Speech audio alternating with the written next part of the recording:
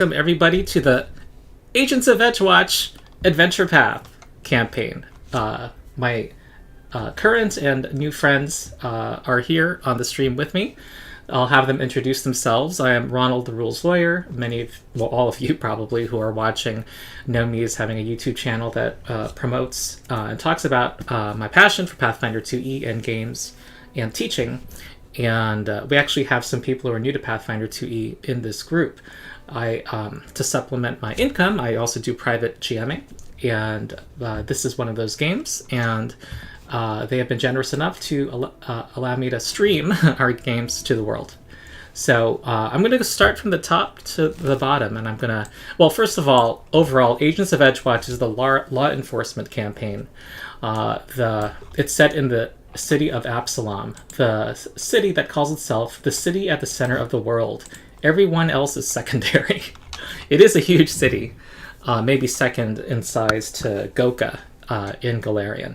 As you can see, it is very large. This is actually a massive 500-page tome that is a source book for this city. But it is also the occasion for a once in every 100-year festival called the Radiant Festival. The Radiant Festival was originally to commemorate one of the successful defenses of Absalom against sieges a few thousand years ago. It happened every 100 years. It has since become an overall exhibition of Absalom and what it offers, and an opportunity for people around the world to showcase themselves, inventors to showcase their inventions, nations to put forward exhibitions saying they're great. It's kind of like the Olympics. The one that was to be 100 years ago was canceled because of the big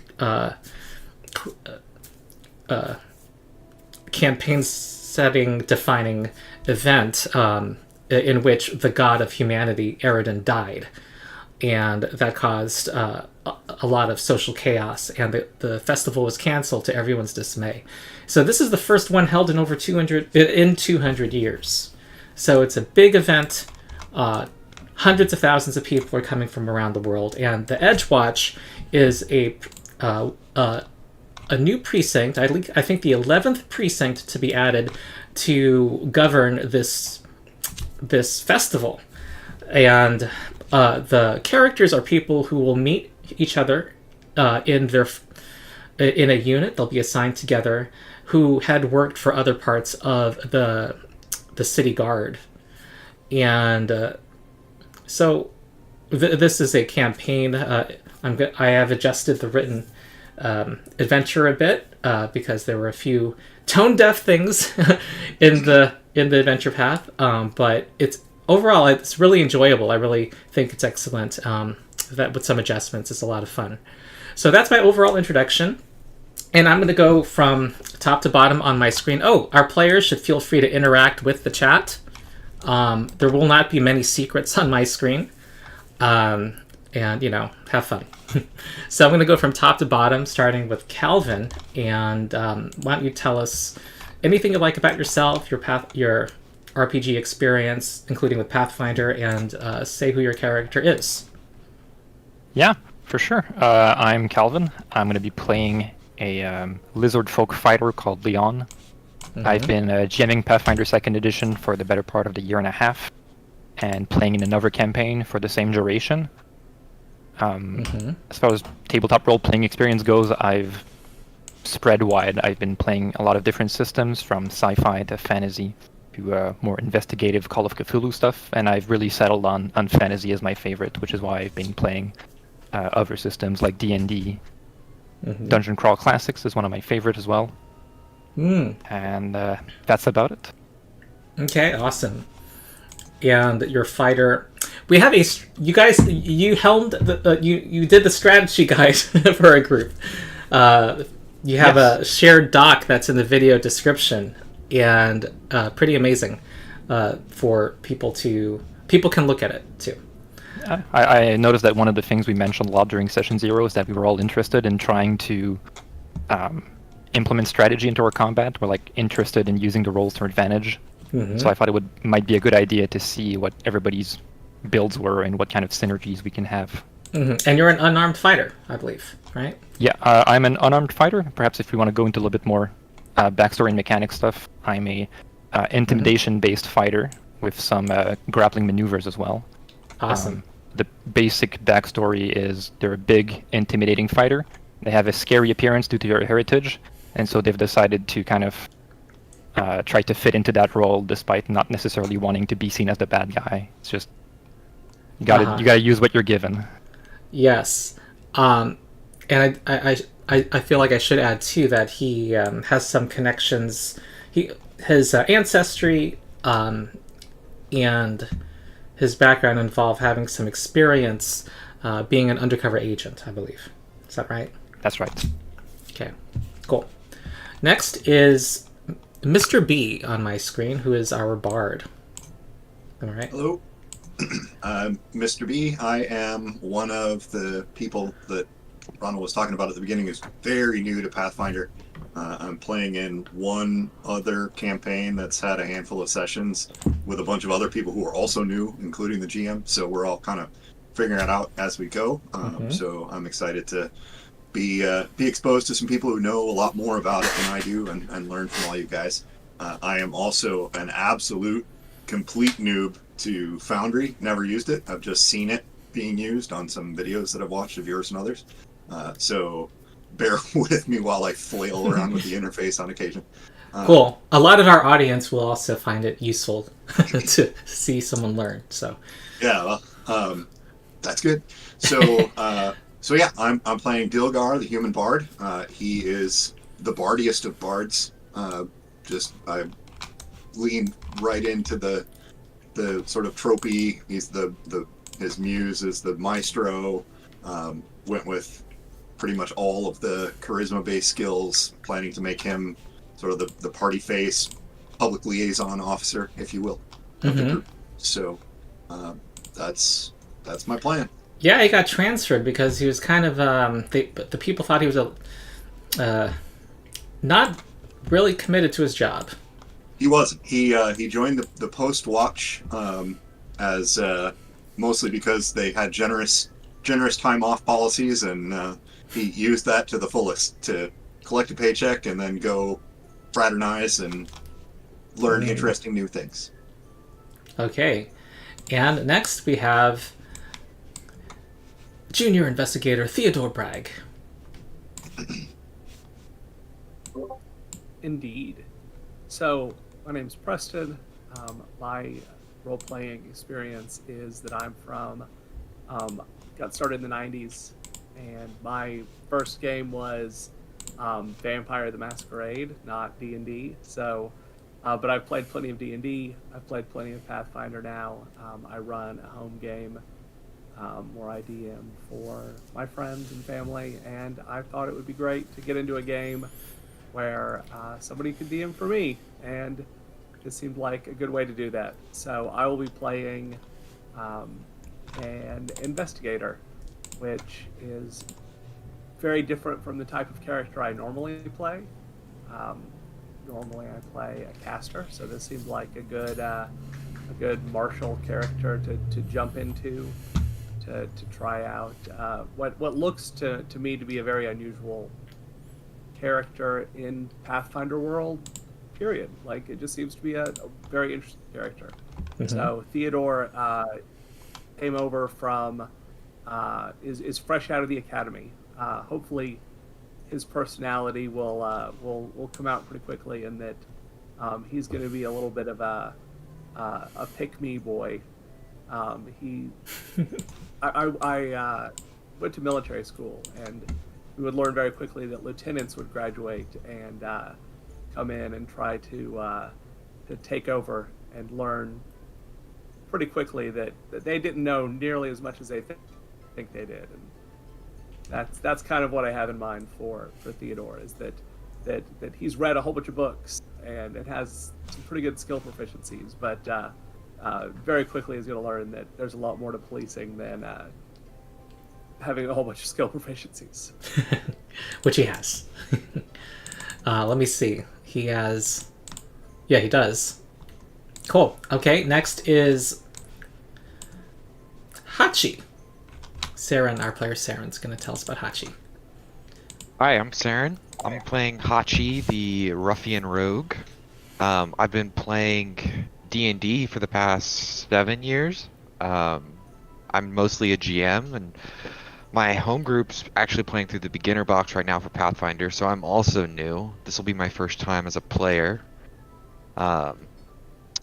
I'm playing a strength-based rogue. I'm drawn to kind of the grappling and martial combat maneuvers that are in Pathfinder that are kind of baseline that you don't have to play a battle master fighter to do.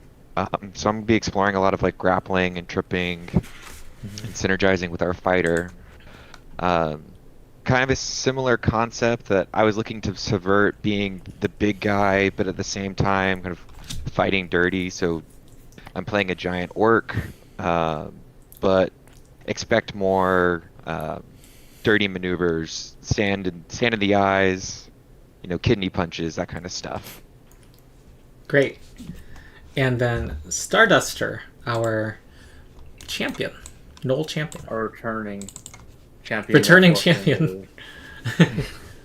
Yeah, he's been in my other campaigns. Yeah. Some of you may know me because some of the viewers may know me because I've been in every campaign since you started doing paid campaigns. All of them. Some of them. Well, some. Yeah. This time I'm not playing a fighter, I'm playing a champion. I'm playing a gnoll-tiefling champion of Pharasma. Redeemer specifically.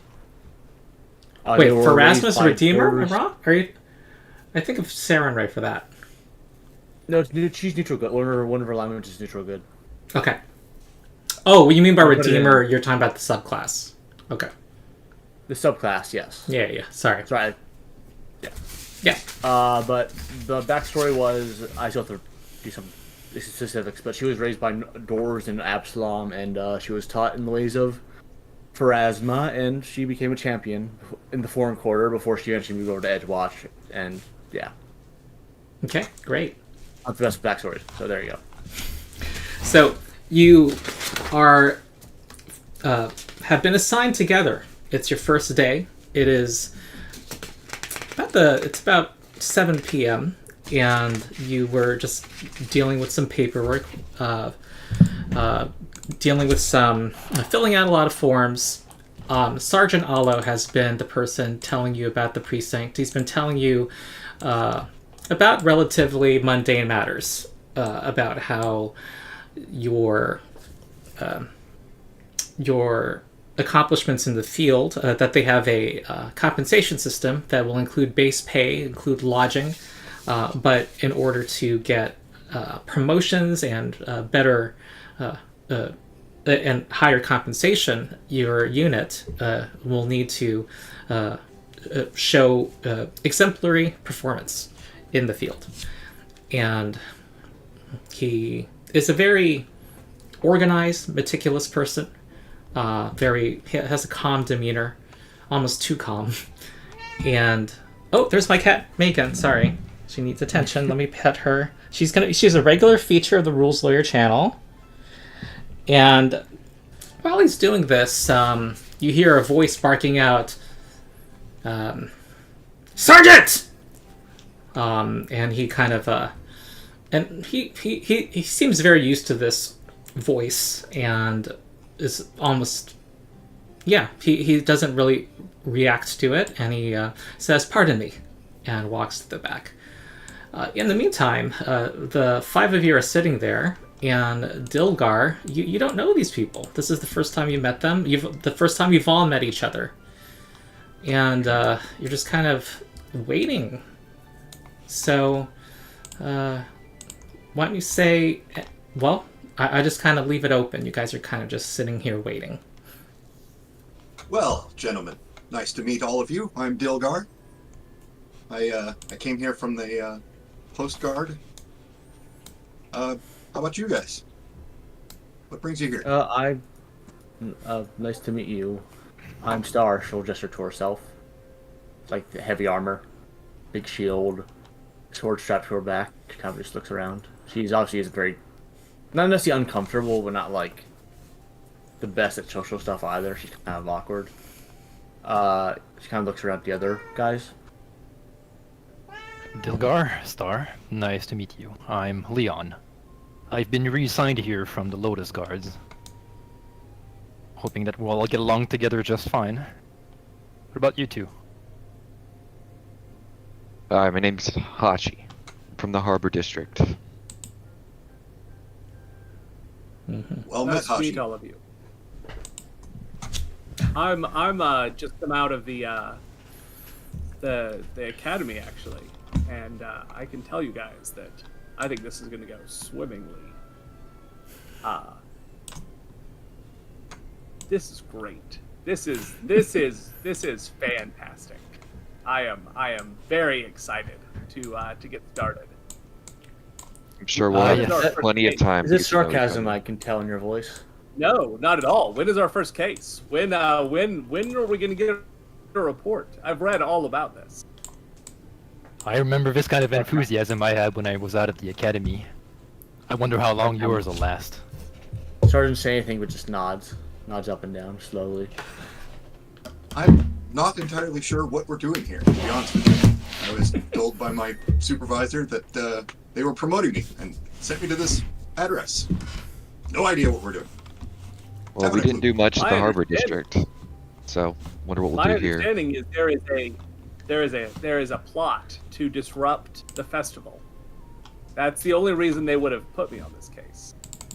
It's very astute, That's- but I think you're assuming the why I- worst.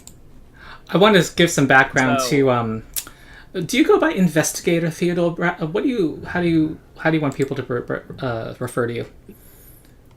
Yes, of course. I am an investigator. Okay. I'm an Investigator Theodore Bragg. All right. You know that there is a well-known investigator who's kind of like a Sherlock Holmes in the city of Absalom, who is part of the EDGEWATCH. Her name is Skinny Bolero. Which Skinny is Bolera. Her real name is Desdelin, and I'm sure you are looking forward to having a glimpse of her. I would imagine. Absolutely. I mean, we'll be working together in just a few months' time. I have no doubt. There is Perhaps a we should start calling him Bolero, because he's a Bolera wannabe. there's a woman walking in and kind of looking you up and down. I said, I hear you guys talking about a plan to what was it? Sabotage the festival?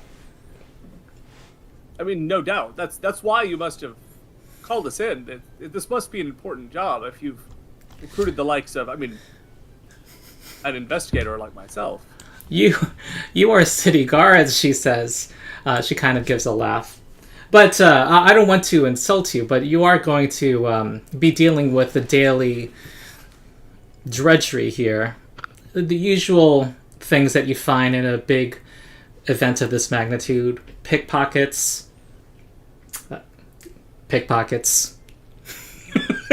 That's about as much as I expected. Yeah. Watch your Theodore here pockets, will rise real fast in the ranks. That kind of enthusiasm. She says the lieutenant here, Lavarsis, is a bit notorious. He's kind of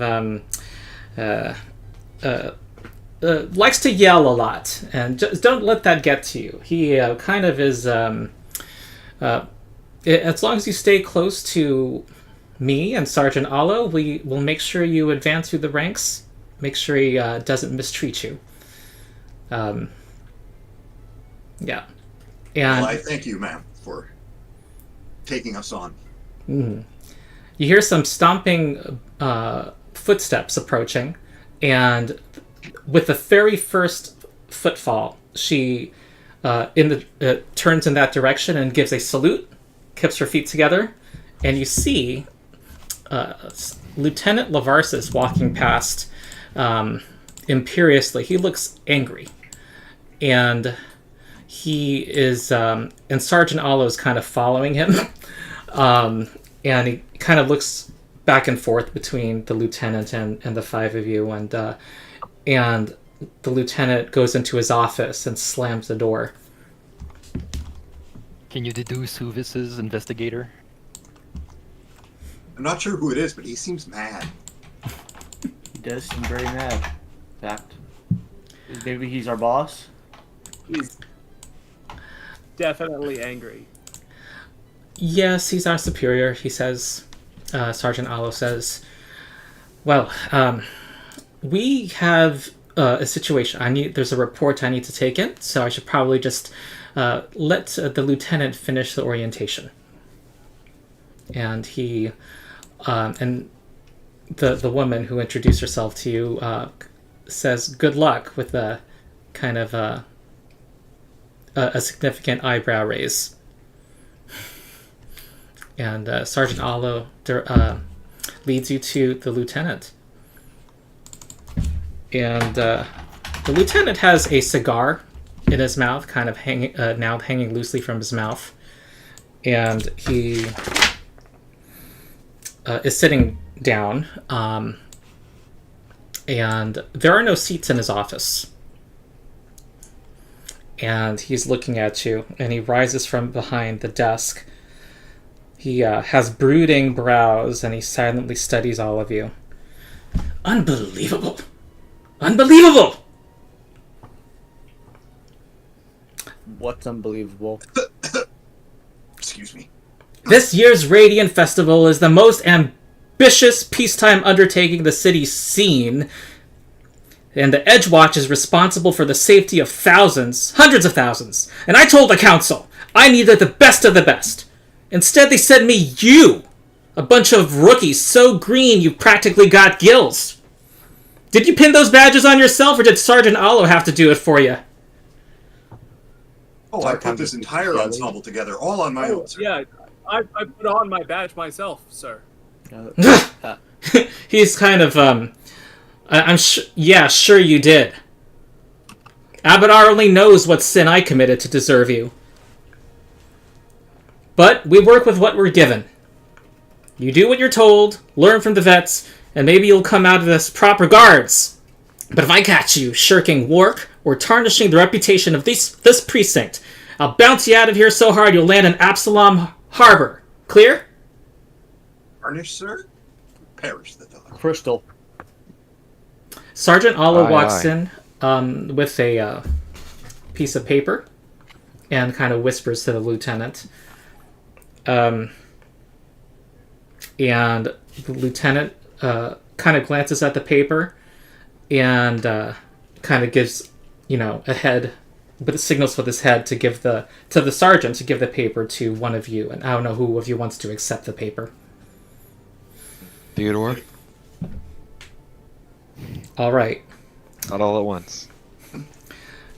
Lavarsa says, here's your first assignment. A bunch of dung-heeled wannabe adventurers smashing up the Tipsy Tengu. Clean it up. Book 'em, fine 'em, just don't kill anyone. Yes, sir.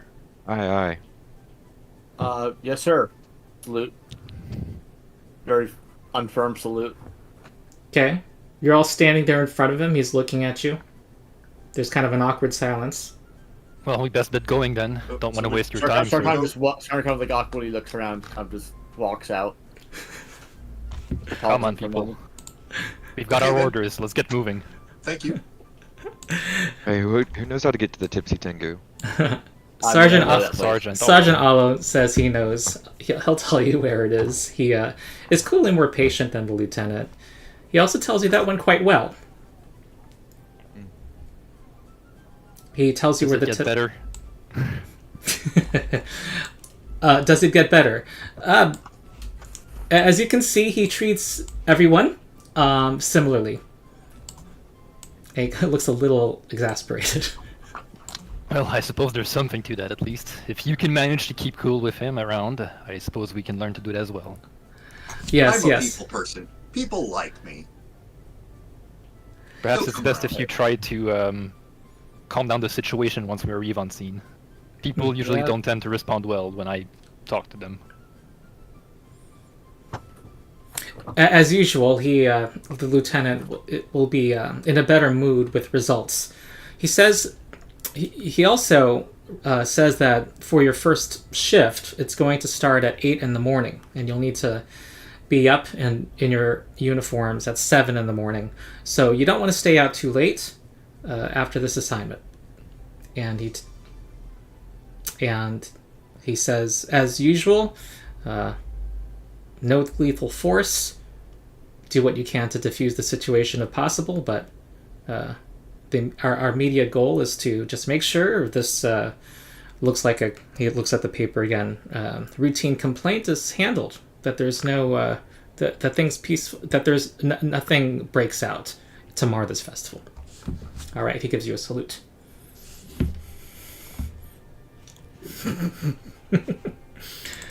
Okay, we're on our way then.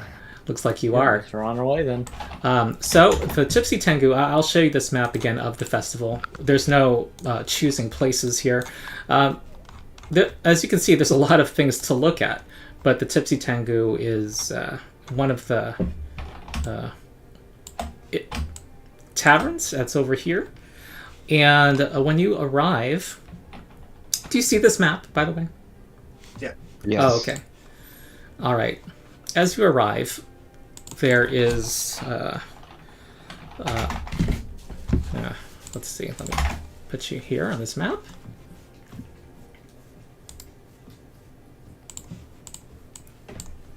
Okay. The interior is a raucous mess of tipped-over chairs and spilled drinks. And let me see if I have a little sound of a bar here. Hold on. I'll just type it in. Tavern. Did you catch my my action there?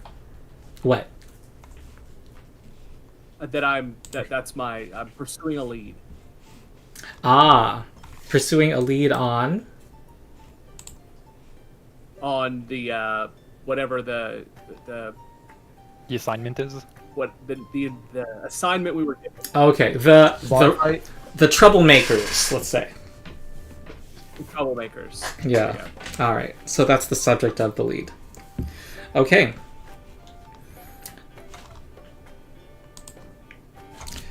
So, yeah, there's a motley group of drunken adventurers who clearly are the cause of the chaos. There's a dwarven bruiser wearing a horned helmet, a sloppy elf in robes, an armored human worshipper of, you can see Caden Kalian's holy symbol on his armor, and a halfling in leather armor. And sitting right next to the door is a man who walks up, who's impeccably dressed. And let's see if I have him here.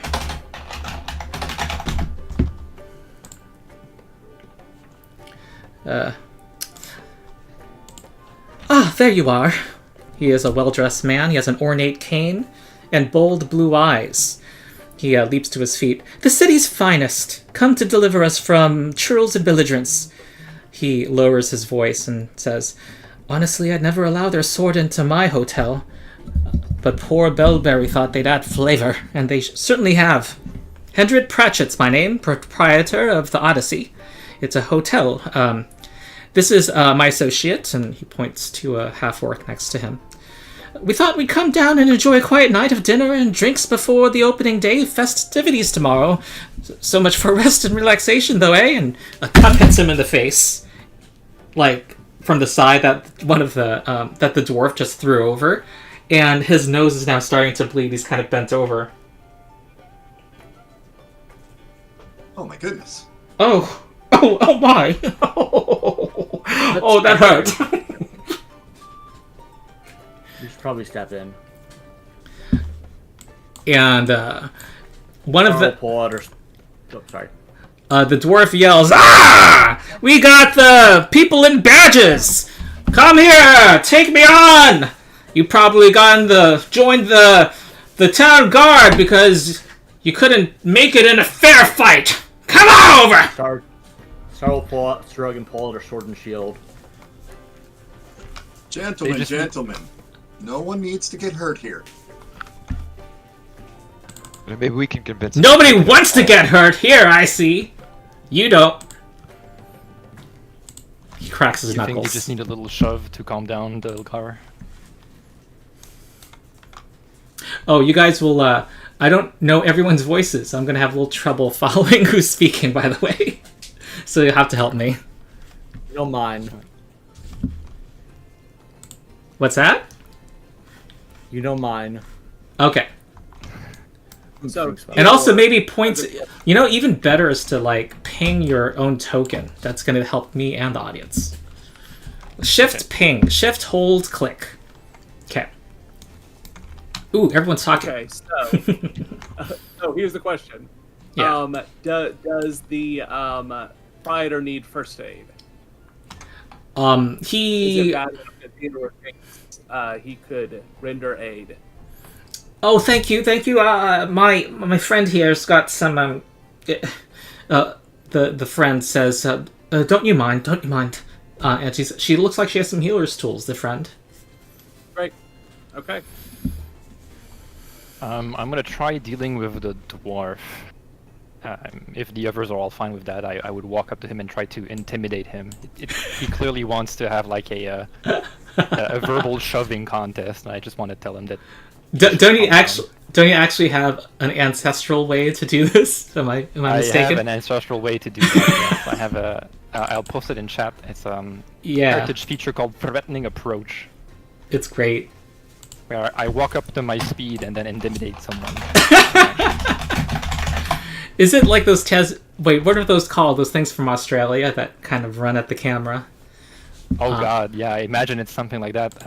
I think that's the reference with the frilled lizardfolk, where it's, I have neck frills and ruffs, like rolling up my sleeves, and I'm saying, "All right, dwarf, your adventuring day's over, and I'll calm down before somebody gets hurt."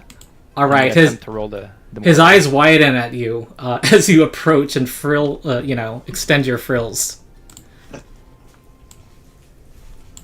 Oh, I don't suppose this counts as interacting with Lotus guards or criminals.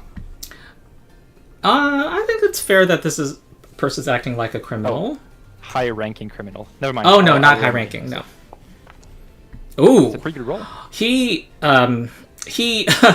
says, "Oh no, I didn't mean to offend." However, the others are already kind of going around.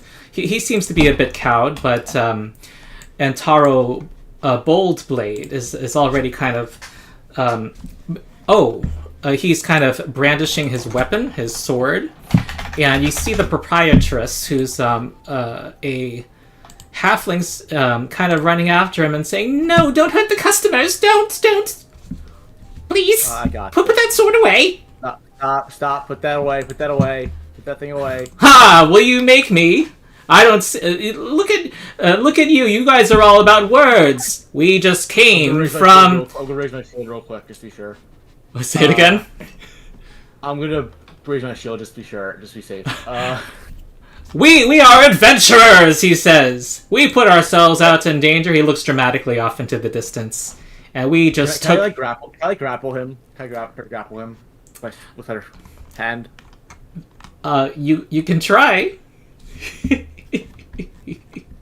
I'm just moving to contain. They seem to be. All right. Down. Let go of me. Get your hand. Brutality. He says. And meanwhile, this halfling has Hey, get back here. apparently lost everyone's notice. Apparently she were you going after her specifically, Hachi?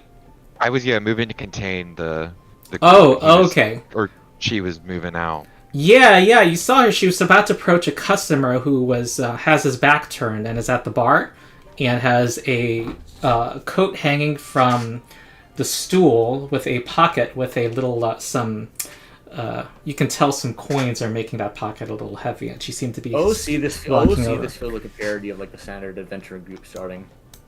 Yeah, true. It is a adventure party meets at a bar type situation. Chaos. It's OC. I just had a comment back. So we're the other side. Okay. I have to point out there is something a little odd. I'm sorry. There is the mage in the middle. Looks like she has a shoulder with some animal droppings on it, and she also seems to be drinking a lot. She just seems to be she just kind of looking tipsy, standing there with a drink, sipping from a martini. So that was she's odd. fine. I just wanted to point that out to you. Oh, okay. Okay, what were you going to do, Hachi? I look at the coat, and then I look back at the halfling, and I say, "Don't turn this drunk and disorderly into a larceny or pickpocket. You might just walk out of here with a fine." Ah! Is she, whatever do you mean, she says. I was just walking over. Is it just because I am wearing I appear to be a capable rogue that you're making assumptions? Yeah, I know your type. You're my type. What do you know about me? She says. Kindred spirits, maybe. But you keep your hands to yourself. They were never... I had no intention. Well, if we keep it that way, we might just be friends. And Tara Boldblade, meanwhile, is trying to bust out of your grapple. Let's go with me! Oh, he does get out of your grapple, Star. And I did nothing wrong, and I had my law enforcement place its hands on me.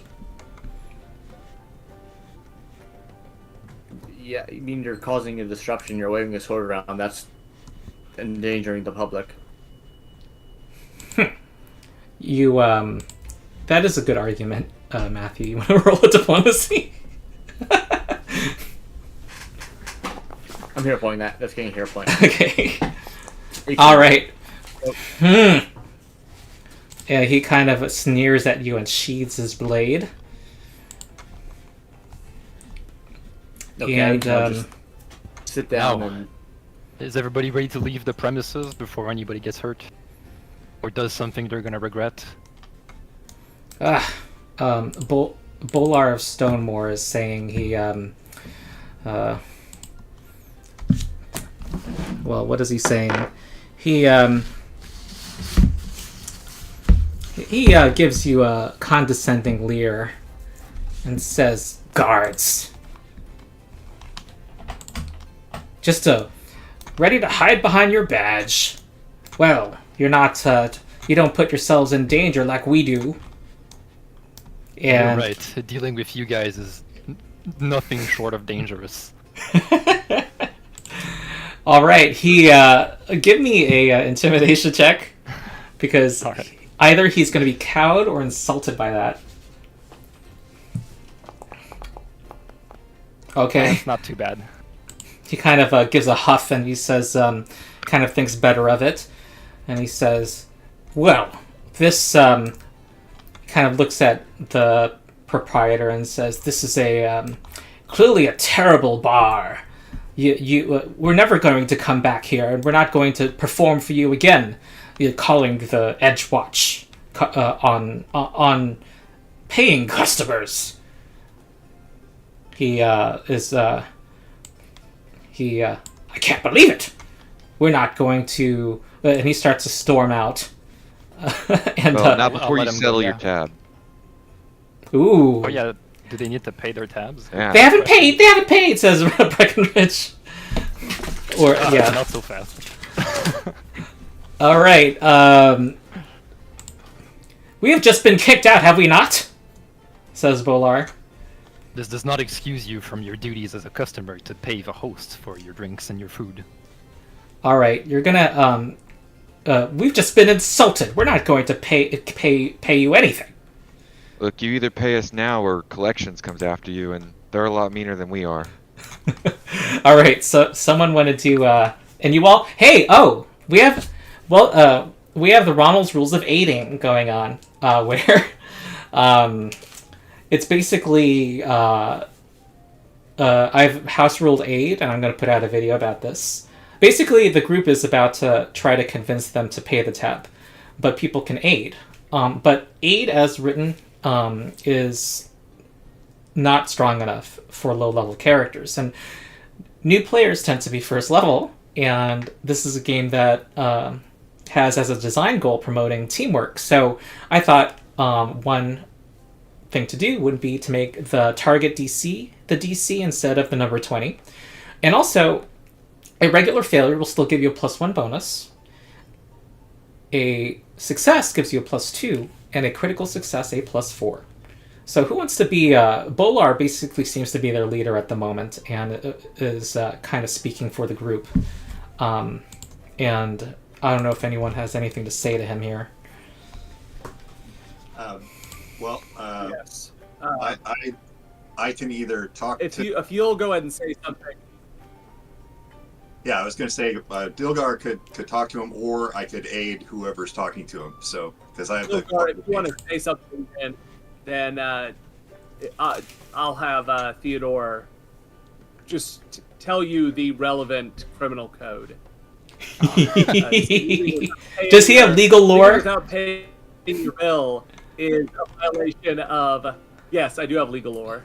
Is a violation. Article of 3, Absalom Section Code. 5, Subsection 2. Exactly. So Theodore whispers that in Dilgar's ear, and Dilgar says, "Good sir, if you do not pay your bills before you leave, you'll be in violation of Article 3, Section 4, the Absalom Code, and you don't want that, sir." All right, I'm gonna give you with a bonus. I'm gonna give you a bonus on this. Theodore Bragg. Oh, you have cooperative nature too. You have a +2 to. Okay, just roll. I do not. I did yeah. not take. Oh, that was not you. Someone else. I don't have. Dilgar, Okay. Mr. B, I have cooperative. All right, give me a legal lore check. Well, the legal lore is going to be... Okay. All right, that's a +1, just regular failure. Well, I'll definitely. I'll hero point that for the grins. Okay. But I am giving you a circumstance bonus. So because they don't know the law, it just needs to sound like it. All right. Also, so you get 2 added to the main check. Okay, so I'm making a diplomacy check. Is that right? Yes. Okay. So, and then, is there some place that I can add modifiers to this in the... Just go ahead and roll, since we all are aware of... Uh-oh. Yikes. No! Do you want to consider spending a hero point? You don't have it. Yeah, I think I will. I'm going to give a hero point to the investigator for the legal code, and 1 more to somebody. One thing you can do, Mr. B, is you can right-click the roll result in the chat card, and there's an option to reroll using a hero point. That's cool. Yeah, cool. Thank you. Oh, who said the that's better. zinger about you're right, we don't face danger? Who said that? That was Leon.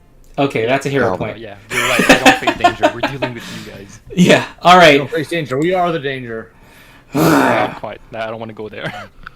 Antaro Boldblade says, kind of interrupts and says, well, no need to walk out because we are perfectly capable of paying the tab given how much gold we've found in the ruin.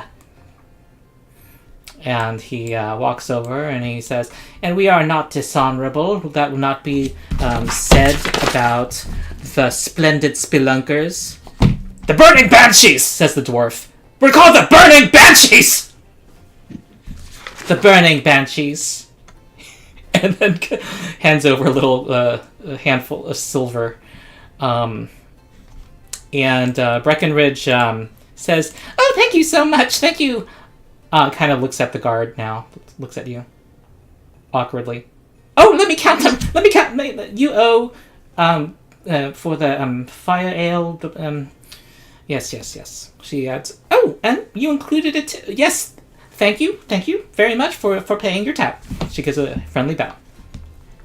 And we will say good things about the burning spelunkers from here on out. Splendid spelunkers! He says as he leaves. I thought about the same thing here, Mr. B. Good job. Alright, they are leaving. Yay! you have won through, well, you didn't kill anybody. I guess that's a victory for law and order at this festival that doesn't want anything scandalous to happen. Breckenridge is very grateful and says, "Oh, that was I am offending you. I was going to say I was surprised by how well you did that." I've been hearing things about how the Edgewatch is full of agents rejected from other precincts. I apologize. Yeah, I don't know where you heard that no, from. No, of course not. Oh no, not at all. Oh, I owe you. We're the highest. I'll put in a good word with Sergeant Arlo. He's such a fine fellow, she says. And I'll give you a round of drinks as well. I would never We say can't no to drink that, on the madam. job. No, we cannot drink on the job. I We're think she still- means we can cash it in later once we're off duty. Oh, Okay, Yeah. that's- Oh, I think we should drink on the job, but I can maybe come back later. I don't know your protocol, but yes, you can come back some later time, and I will be glad to serve you. Yes. Perhaps But we should report that the drunken disorderly is concluded, and then we can come back. Indeed, my fine sir. I will actually. I can go report. I can go make that report. I'd love to go do all the paperwork. you will fill out all the With forms you, for just to everybody make else. sure, Everyone I'll needs to go fill with out a you, report, unfortunately. Oh, okay. Unless, the investigator wants to do it for everybody. I mean, I'm just telling you what the protocol is. I remember that Sergeant Holler told us that we had to come in at 7 a.m. tomorrow, so if it's not too late, we can fill our reports and then come back here. Alright, it's about 10 p.m. right now. It sounds like it would be a Now, more prudent idea to just turn in our reports and come back another time Yeah. during the week then. Let's put it in the report and hope nothing bad happens in the meantime. Should we head back now? Such a responsible group of players. Yes. I mean, we are cops, sorta. Okay, Sergeant Allo is at the desk. He looks like he's here at nearly 11 at night. He says, how did it go? Oh, Smashingly, sir. Not a single drop of blood spilled, and they even paid their tab with a tip for the proprietor when they left. oh, excellent. However, when he said smashingly, he did look alarmed for a second. He says, excellent. I have some paperwork tonight, but I will ask Breckenridge to her own point of view. But yes, based on what you said, why don't you fill in your reports? There are forms that magically, you fill it out and it creates another copy behind it. It's this new invention that one of the inventors of Absalom has made. But there's one that's basically just to say generally what happened. And then there's another one called use of force. We won't be needing those. Oh, no use of force. Oh, excellent. And he just, this is just a number of... Didn't someone grab someone? Oh, yes. Polish. All right. He was just serving. He was literally waving his sword around, and I had to stop him somehow. I grabbed his hand, stopped him waving his sword around. Oh, you'll have to fill out this form, and then it's like a 4-page Okay, form. fine, You're going to have to I'll stay wave up a my little help. later than everyone else. Star, Okay, I'll unfortunately. fill it out. But yes, I'm your supervising officer. You could put my name in the supervising officer space and just write down what happened. So there's no need to interview anyone? Was there any property damage? Well, there were some chairs thrown around the ground, but I don't Ah. think the proprietor was trying to sue for damages or anything like that. Nothing considerable. Did she seem to want compensation? Not at all. I think she was just pleased that everything got resolved peacefully and that they left without causing any further damages. Excellent. Okay. And they so- paid their tab. There was a patron that was struck, but he left before we could take his statement. I will follow up with Ms. Breckenridge. All right, so the forms just have a big blank space for you to... He just encourages you to put down everything significant you remember, so that can go into the file.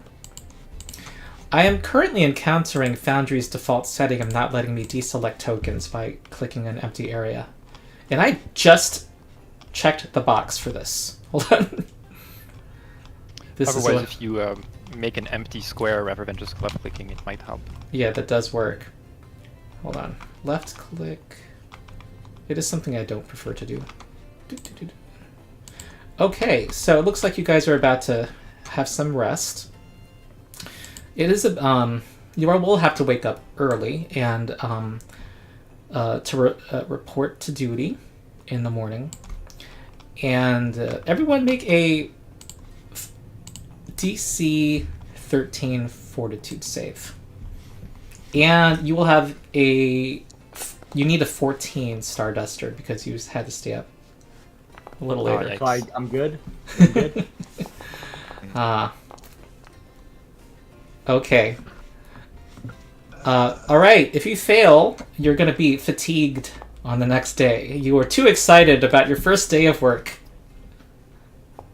Oh no. Nobody got a critical Super fail at excited. least. All right. Tossing and turning. Are any of you roommates, by the way? It's up to you. I guess I am with someone. Maybe I'm with Lyon, because we're the non-humans of the group. Token non-humans of the group. Okay. Let me see. Probably would have stayed up late anyways, so it makes sense that I'd be groggy in the morning. We're gonna be sore in the morning anyways. We should have gone out and drunk. That's true. That's true. Oh, that would have given you a penalty. Oh, but you can't know the dice rolls in advance. Let's not. Okay. I'm joking. I'm just retroactively making the fiction work. Yeah. Okay. All right. You report back in the morning. Already, even though it's just 7 in the morning, there's a lot of people who are out and about. There's a lot of excitement. It's the first day, and so there's going to be some an initial set of exhibitions, and so people are. It's like Disneyland. People are trying to get their money's worth and see as much as possible. So the gates are about to open at 8 a.m. and for people coming from the outside, but of course people who are lodging inside the fairgrounds are already kind of milling about. So yes. The fair has been gathering steam for months. Let's see. With many exhibitors setting up early. And in the precinct, Sergeant Allo is already awake and stands before you. There's an oversized map of the Precipice Quarter tacked to a large plank of wood facing the headquarters main floor. And he said that someone came back with who interviewed Ms. Breckenridge last night, and he has there's a little pouch with it, and you hear the clink of coins as he picks it up, and it has the label. You are what's the word? Squad number 7. Squad 7. We're squad 7. All right. Yeah. We're squad 7, I guess. Yes. And he hands it. Who may I give it to? You should probably divide it among yourselves. Whom do you trust in your group? Don't look at Theodore's me, got I'm the not good with numbers. enthusiasm to do things right. That'd be Sergeant. All right. He kind of extends the pouch towards you and looks around, sees no objection, and hands it over. It's pretty hefty. It looks like there is. You estimate there's about 200 silver pieces in here. But he's telling you that you are to do a roaming route that takes you all across the district, and just make your circuit and check in at the precinct here every time you make the round. that is it. And you will have a break in the middle of the day for 1 hour. You will also have a 15-minute break in the morning and a 15-minute break in the afternoon. You're hearing the usual, regulations. Labor laws, he says, require that you get these breaks. And at the end of the day, which would be 5 p.m., you will be free to go. Does that sound good? And if you see any trouble, the usual protocol exists. Avoid lethal force. Come back straight away and first try to get some witness statements. And he has a little pad of paper and a writing tool for someone to take. And report back immediately if you and hands it to Theodore. And report back immediately if something that you need to report happens. Any questions? No, I don't believe so. All right. Do you know if there's any area near the precinct where we can get some coffee? Oh yes. There's there's a cafe right across the street that serves many people in the Edgewatch. They have great croissants. Sure. I recommend we drop by Are there there before any- going out on our beat. Mm-hmm. Are there any known criminal organizations in the area?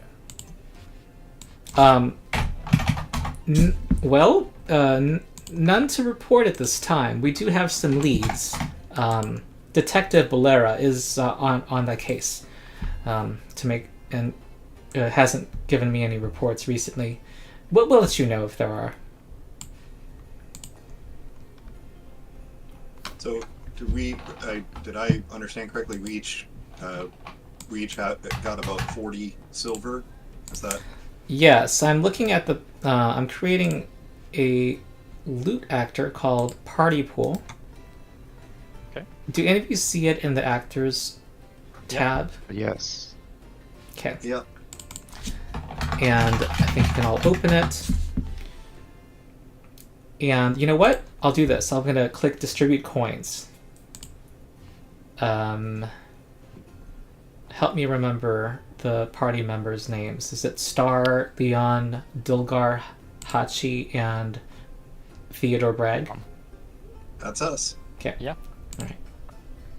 Okay. I just got 43 silver. Yes, 43 silver. Okay.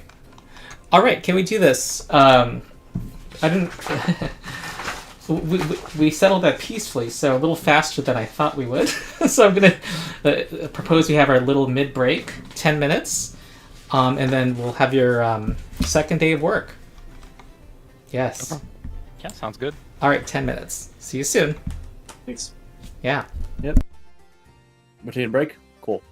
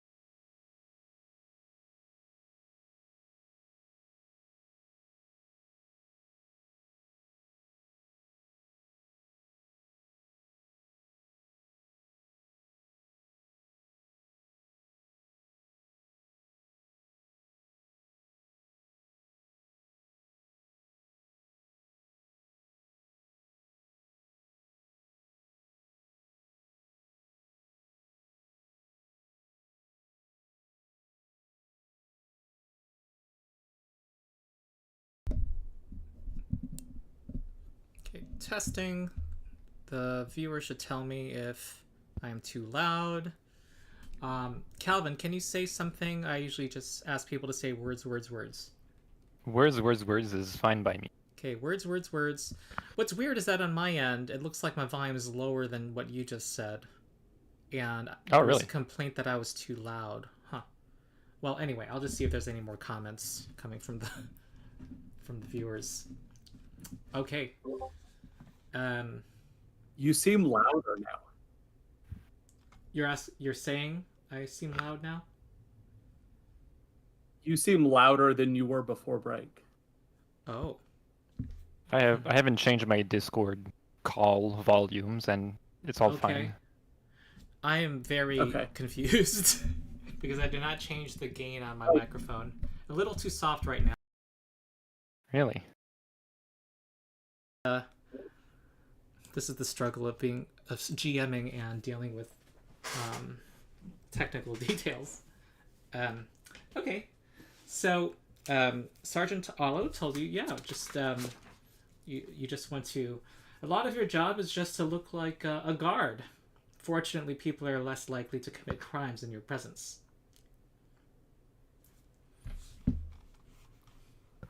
So that makes sense. Hopefully, nothing too out of the ordinary will happen. We'll do our best to look the part then. All right, very well. So, yes, make sure to make detailed reports. That's what that's what the lieutenant reads in the end, that's what I use to justify expenditures. So, good luck. We will not disappoint you on our reports. Okay, I think specifically the reports. You won't be disappointed in the reports. he has said many times to write accurate reports. It almost seems more important than the job. Okay, so this is the party's token, and we're on the Tipsy Tengu map right now. Yeah, we're looking at the Tipsy Still the Tengu. tavern. Yeah, I'm trying to get a scale of this map. I'm trying to get a sense of how far across this festival is, just for my own. I like to know these things. About 60 feet. Back. Well, you have like very distinct blocks of like houses at the top that look like they're all I regular think roofs. the entire map is about 125 feet wide. Ooh, if this track in the top right is a 100-meter track. Nah, this little line I just drew right here is 3,500 feet. Yeah, that feels right. So that's like, let's say there's like a 3-mile circuit, 4 miles. You're walking. Yeah, that 2 sounds miles about an right. hour. Half an hour. The War Dome. Yeah, Hey, but there's Ronald, did we- crowds. There's crowds, so it's gonna be like an hour, really. And we can't just like speed through it, we have to make a presence. Yeah. Oh yeah. As we It's as- It's not a as we race. stroll along, Dilgar is strumming his lute and singing a jaunty tune to keep everyone's spirits up. all right. Oh. As I ask yeah. in my dungeons, give me your marching order. With I feel pretty confident going first or second. go second. you Feel see confident the arrow going I'm drawing in the second. lower left. That would be Yes. like the direction you'd be walking. So if it just I'll go as a second. reference. Whoever goes second, put them. I can't. And I will use this as my marching order for Well, the future until. Hachi, I was gonna go where you are. Lyon, move your thing ahead. Okay. Like this, There that's you go. fine. Yeah. Okay, so that's Also, I wanted to grab some coffee before we left. ah. Yeah, I agree. Coffee Is an there a item. way we could spend some cash to temporarily get rid of our fatigue if needs be? Blood Eye Coffee is a level 0 item. Control space, you can get it that way, I think. Let me Yes. import it and Blood put Eye it in. Where did it go? Oh, it's like I'm 5 just pretty silver. curious. I'm not repeat. I'm just purely curious. I'll buy 1 Blood Eye coffee for 5 silver. It's addictive though, so be aware of that. I'll buy one too. That's fine. All right. Very good. You could voluntarily fail a saving throw, am I right?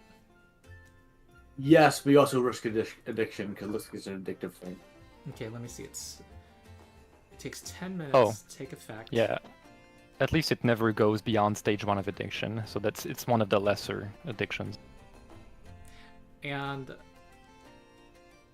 I'm guessing you don't mind being stupefied. Okay. I took a look at it, and I don't really think it hinders me much. Oh, I imagine that intimidation is a charisma-based check, though. Yep. Question. I'm reading the stats here.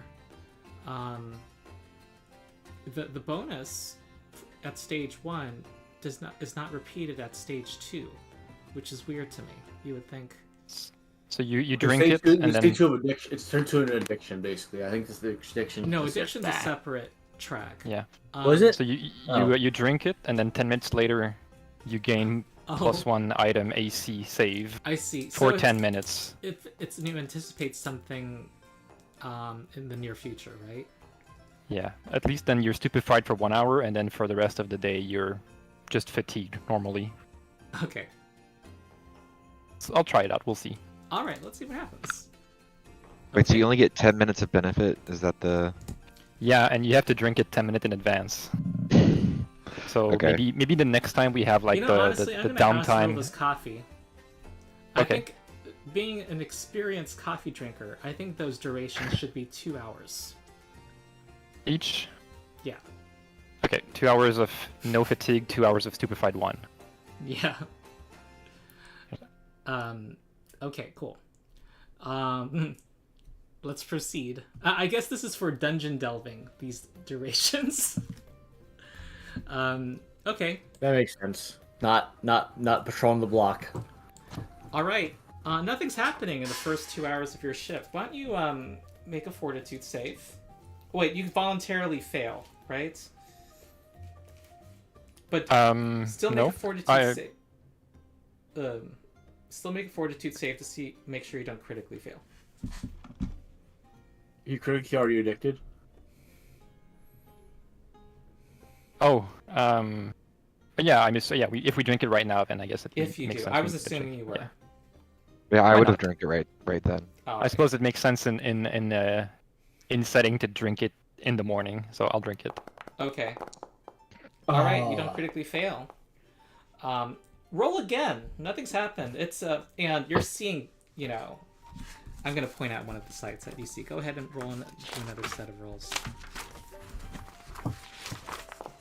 You succeeded. I'll get addicted to coffee another time. We will Addiction learn about- sucks in this game, We'll though. learn It's about actually pretty bad. addiction.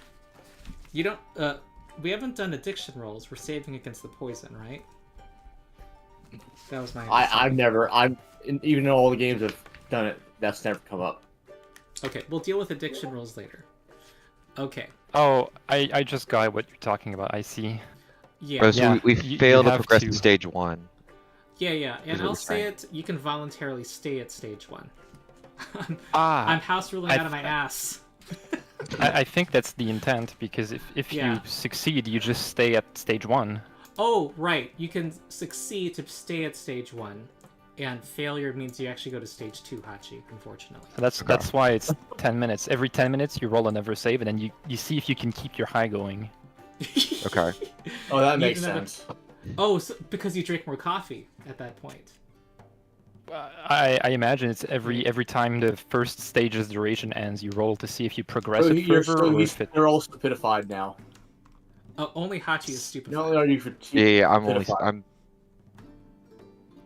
Okay. Well, you can if you can turn off the fatigued condition if that applies to you. Just get rid of the fatigue, And or I is it assume just you like guys are only for tracking stage your 1? silver. Yep. Okay. Does that only apply to stage 1 though? Say it again. Does the stage 1 only apply? Does only stage 1 that applies to fatigue? Yeah, you or is said it... Correct. 2 hours went by without like anything eventful, right? So Right. Okay. And we're in the. I just need to add stupefy. Yeah, we're in the second And some, as you're walking past towards the carnival, some shopkeepers are saying, "There! There's the EDGEWATCH!" What do you need? What do you need, civilians? Yes, they're starting a fire! The goblins! The goblins! Oh fuck! I'll walk over because I know goblin-ish. Smoke and profanities rise up from a cluster of food stalls near a small park overlooking Absalom Harbor. The commotion centers on two particularly decrepit booths positioned across from each other. Each little more than piles of haphazardly nailed boards, their peripheries scorched to smoldering. One of them has a sign that is hand-written with charcoal onto a board saying, "Everything fried." The northern one says, "Pelmo's Pickle Hut." Suddenly, a clay pot flies across the intervening space, smashing against one of the scorched stalls, causing a smoldering flame to kind of billow upward. And there is a... one of the goblins kind of just rushes forward and is now starting to... well, actually, no. They're just kind of hiding behind cover, waiting to throw things at each other. One of them has a very oversized fryer, and there's like these breaded, unidentifiable chunks of meat that it is about to it dips into the fryer and is ready to throw across the space. So Do yeah, I there's two recognize the goblins that look screaming? like they're at war with each other. Do I know It's what a they're food screaming? fight. Assuming they're screaming? Actually, One at a time. Theodore will walk up and say in Goblin, That's quite enough of that. Let's put down these implements and Wait, stop throwing food. Before you do that, Star will try to determine what they're saying, because she knows Goblin. All right, So does Theodore. They're actually not Oh, she saying does? much. They're not trying to argue with each other. They actually sound like they're giggling and enjoying throwing things at each other. Okay. And Theodore comes in and says, "The guard's here!" And points at the everything fried across the way and says, "They're the ones who started it!" Everything Fried's owner says, "No, that one was! They put their stall right next to mine!" This is all being said in common. Is there a notion such as like permits for stall spaces? No. Okay. In that case, I'll focus my attention on just making sure that no fire breaks out, because you mentioned there were some smolders. Well, this is actually very concerning. You do see that there are, at everything fried, you see some embers like flying up, and upward, and there are some barrels maybe 5 feet away from this little fire that have Oil? like they look like they have Are they- fireworks drawn on them. Like There's giant red Are barrels. they red by any chance? Are the Yeah. barrels red? They're not red, but it looks like Okay, one they're of them not. has. We're good. They're not explosive. They're good. They're not explosive. They're not Wait. red. Well, I think we should focus our attention on the very explosive, potentially barrels next to the flames. I'll try to move them. I'll try to move them away. All right, Yeah. suddenly Yeah. the northern one throws an alchemist fire across the way. Oh no. Fuck. And they are starting to fight each other, and they're starting to say arrest. They're each saying "arrest him, arrest him" to the person across. You guys deal with it. I'll deal with the barrels. We have Okay. we have a situation. Dilgar I think we all need yells to out. roll initiative. Okay. Perception. Yes, perception is fine.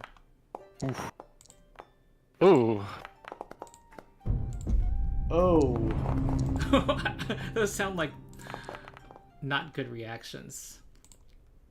Because we all rolled low for initiative. Except Yeah. for Dilgar. Alright. And Hachi, who's both stupefied and fatigued. And Theodore had presented himself forward, and I will say the others are farther behind.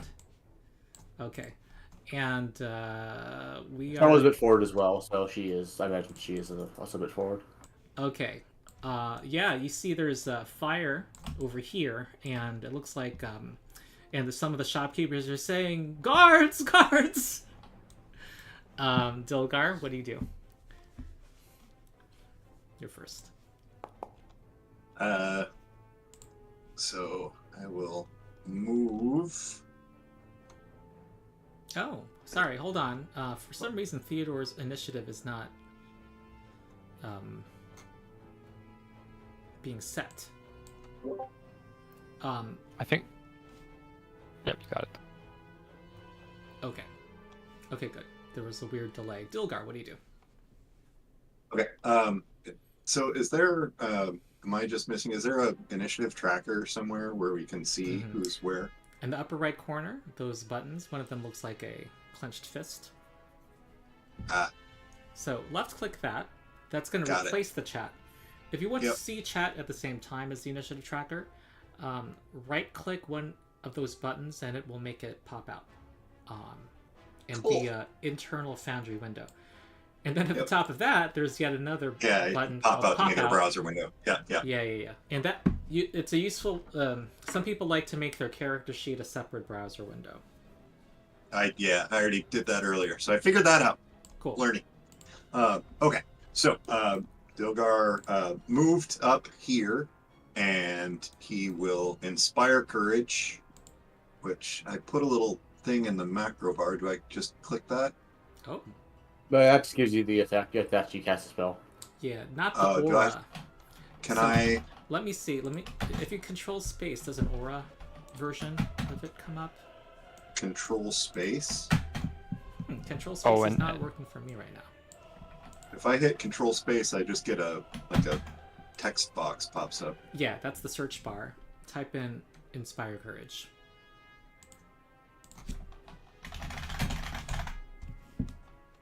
Yeah, I have the thing. I put it on my... I mean, I clicked it, and I have the effect now. That's what I was like, do I need to...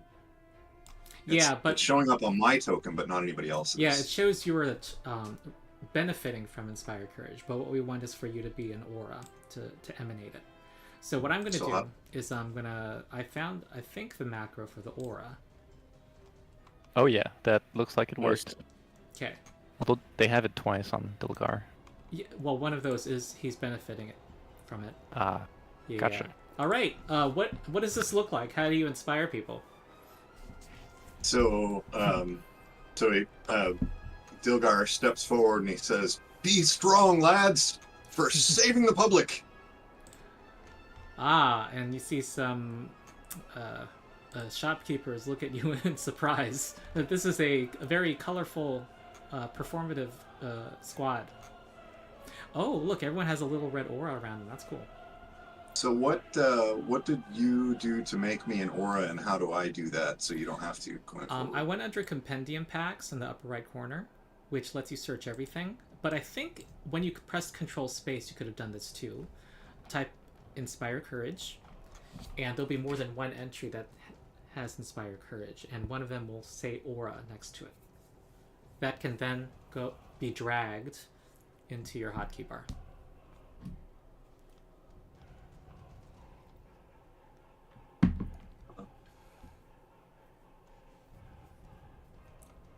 Yeah, so I have several returns on that search with the control space, but does any of them say aura or spell effect or no? One says spell effect. For some reason, control space doesn't work for me right now. It definitely works if you go under Compendium Packs in the upper right corner. It's the button that looks like a closed book. Yeah, it didn't come up. I got the control space was working. It didn't come up by just typing Inspire Courage, but if I typed Aura Inspire Courage, then I got it. Oh, and you can put that on your macro bar. Yep, I just did. Yep, mischief managed. Okay, cool. Thanks. All right. So. Oh, and what else? Yeah. So then I don't know if this would be a performance or. No, since you're like out in the field, you wouldn't have necessarily maybe you would have your shield in hand, but not a weapon. You know. I have neither a shield nor would I have my weapon in hand. I just got my loot. So, but yeah. So I like I said, I don't know if I assume this would be diplomacy, but maybe intimidation. Both of you need to cease and desist, or we will arrest you both. Ah, let's see. Well, you're close enough to Grunka in the north. See if you can do anything here. So should I? I guess I will attempt to demoralize him. It's not demoralize, it's just intimidation. You're actually just kind of just intimidate. Okay. Yeah. All right.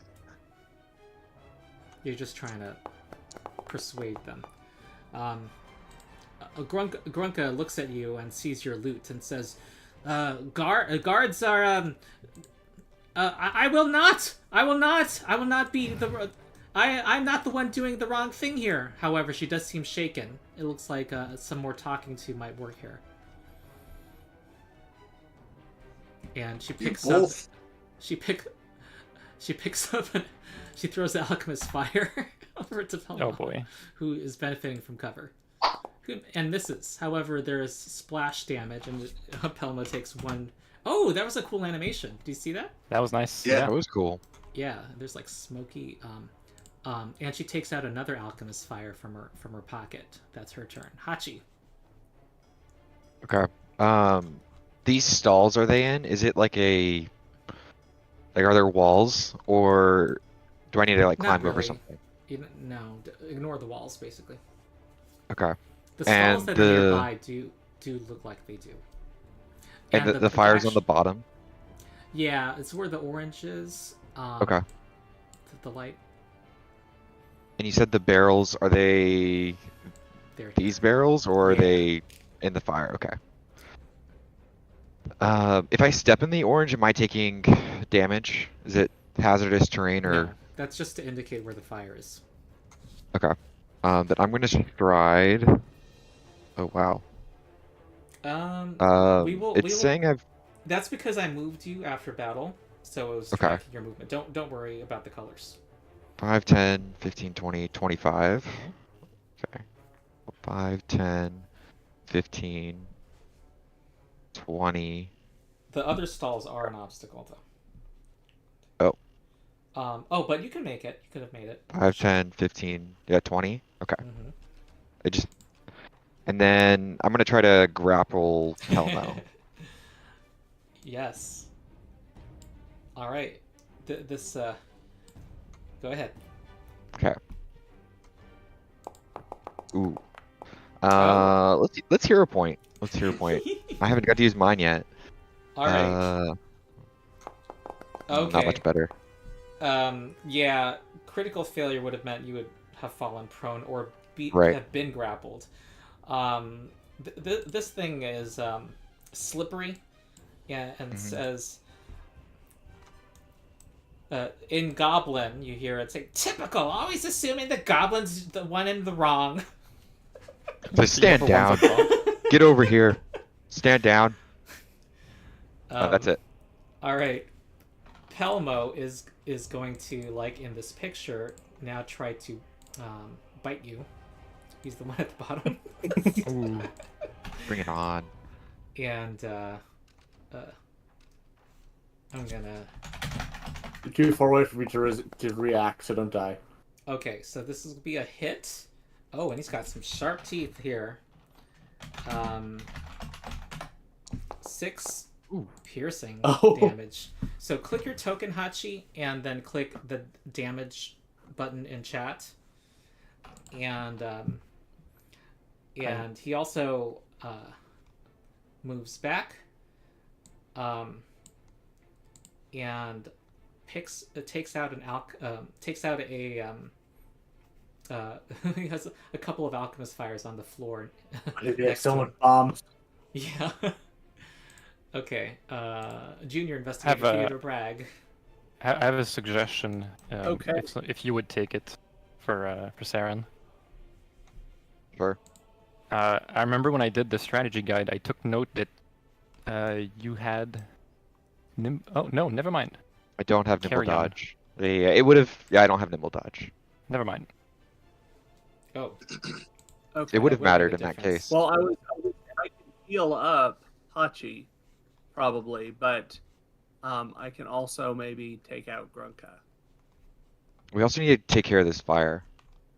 I don't know that I have anything that takes care of the fire. Correct. Move the bombs out of the way, or fireworks out of the way, I guess. So, I think I'm gonna draw my bow, my first action. Mm-hmm. Then devise a stratagem with my second action On. on Grunka. Uh-huh. More bombs from being thrown this way. Alchemist fire. Okay. All right, you fire a blunt arrow, and the damn goblin is quick. It's got those fast reflexes. I do not fire it. I did not fire the arrow. Oh, sorry. I forgot what you were Yeah. doing. So, seeing that if I tried to make that shot, it would miss. Instead, I will move up adjacent to Hachi. Okay. You moved too far, I think. No. That's 20 feet. the investigator had stepped forward early, so that's where he was. Oh, sorry. Sorry, it had a yellow thing on it. So Yeah. And I have to tell my other investigator player this. Don't target an enemy when you roll devise a stratagem, because it's going to tell you whether it succeeds. Oh, okay. Yeah. Okay, cool. Star. No, Lyon. Yes. Yeah. All right. I think it's a good idea to disarm Gronka because she's lobbing around alchemist fires and such. Mm-hmm. So I'll stride 25 for my first action. Uh-huh. Then again for my second action, Uh-huh. and I have a question. If she drops her, or if Gronka drops their alchemist fire, does it have a chance of like exploding or shattering? No. Okay, then But you know how hard I- disarm is. I will attempt to trip them instead, because if they All right. fall prone, maybe. Who knows? If you grapple them, they take a penalty to manipulate objects. So I it's might like get- your I might your get a- turn. Yeah, I might get an attack of opportunity if they try to manipulate with one of those items. I'm not sure if throwing one counts as it, but if they try to escape. Ranged Who knows? attack is yet another trigger.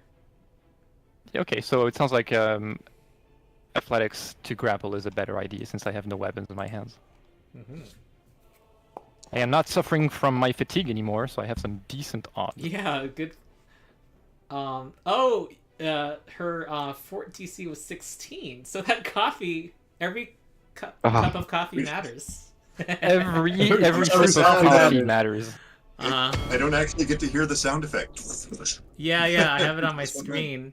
Here we go. Is it one of the soundboards things we can do? Oh, you know what? It'd be cool to have on my soundboard. Okay. But it is you grab the goblin. Oh, and I think, if I'm not mistaken, the Inspire Courage +1 would have also applied since grapple is an attack tag. Oh, all right. Yes. Double thanks. Yes. Oh wait, hold on. I think it's not considered an attack roll for other game effects. So I think the coffee was the. Am I right? Okay, Well, I it wanted just to give says some credit to attack the bard, rolls, but it doesn't I'll apply- put it on there. Yeah, it's Fatigue. it's one of the few rules I'm unhappy with about. Fatigued wouldn't have applied anyway. It's a -1 to AC and saving throws. Okay. Right, but that wasn't applied here in Foundry just now. And We're 10 just- minus 10. Either way, and we know minus he 10 succeeds. Right. No, Every no, no. +1 still matters. Oh wait. I see what you're saying. Yeah, the coffee wasn't. The coffee didn't Oh, matter, That but doesn't I make a think difference. Yeah, it's just about avoiding danger, I suppose. Correct. You were right. Okay. You have grabbed Grunka. That's all. Okay. Star. I'm gonna run up to the barrels and try to get them out of the way. So that's 2 actions to move up. What do I do? All right. You can Athletics try to to move? pull. There are 4 barrels there actually, not 2. You can try to do an athletics check here. It actually is. You know what? I'm gonna say you only had to move here, and that is 2 action activities to try to do this. And these barrels are full of oil. That was not. Wait, that was successful. Yes, you were able to take pull 1 barrel out of the way. You need to get these things out of the way. They're full of oil. This thing's gonna explode. In turn. Yeah, cool. Dilgar. Dilgar will. So looks like the effect is still there, so I'm not going to click it again. But he will once again use an action to do Inspire Courage, and then with his next 2 actions, he will cast Biting Words. He's going to go at Grunka there. This is a cantrip? No, it's a leveled spell.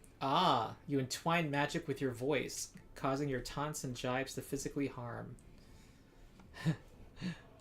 Cool. So, and she's flat-footed, right? Yes. Because she's grappled. That's right. So is there some way to apply that on this, or does that not count for spell attack rolls? It'll roll by itself. Oh, it'll and automatically. Okay. Yeah, and it's a change to their armor class in Foundry knows. Oh, that's right. Okay, so yeah. Gronka, you filthy little goblin, stop what you're doing at once! Oh, that is a critical success, and your words hurt! What kind of cop are you? Click damage, and we're gonna double it. You know what? I like double dice. Click it twice. Okay. So I have to click her first, right? Not necessarily. So 1. Oh, wow. That is it's a first level spell. That would be right. 15. Oh, my brain! She falls unconscious. Your teeth are sharp, but his tongue is sharper. 0 point. That's a hero point moment. I'll let them go because they've clearly lost consciousness and fainted in my arms. All right. Next is Was Hachi.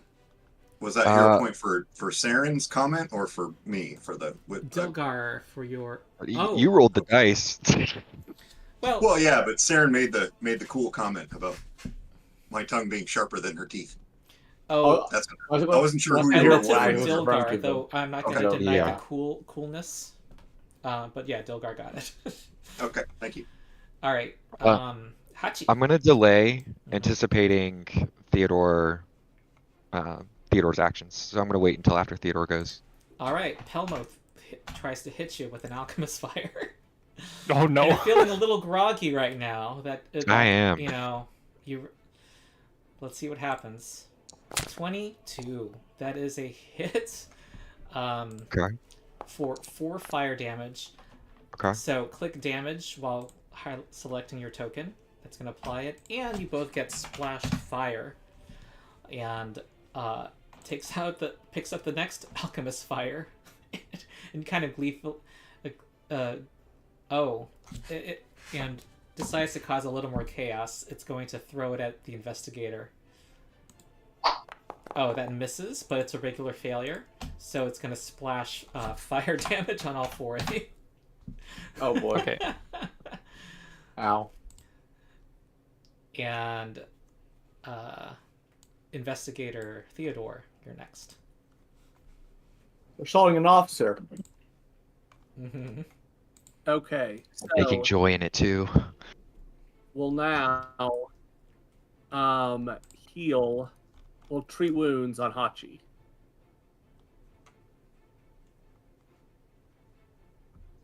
Wait, we're talking about Theodore, right? Theodore will battle Oh, medicine. yes. I mixed up your voice with someone else's. I'm not. I'm sorry. Oh, I do No, not that's have my sufficient permission to click from there. Sorry, hold on. Hold Do on. I do Let's see that? what's going on here? Healer's tools. There we go. Interesting. No, I have to click treat wounds. So, that. There we go. And Ooh. All right. there we go. You. That's a lot of hit points. Oh, Theodore. You do something quite amazing at this moment, showing your medicinal studies. Good job, Junior Investigator. And so that is, I believe, battle medicine is Just one action. is one action. Yep. So, I will not target. I will attempt to. I will devise a stratagem to see what shooting Helmo looks like. 18. 18. I will go ahead and shoot. All I'll take right, the you shot. shoot your non-lethal arrow. All right, and we add the intelligence bonus because of devise a stratagem and precision damage. That is 8. You bonk it right in the skull, and it kind of reels backward on its little goblin legs. Hachi. Okay. I'm gonna move up and try and grapple again. Oh, you know what though? It's you hit me hard. Oh, it's actually kind of not in the fight anymore. I don't know what you want to do right now. Is it not in the fight, or is it? It's kind of it's like just reeling from the blow.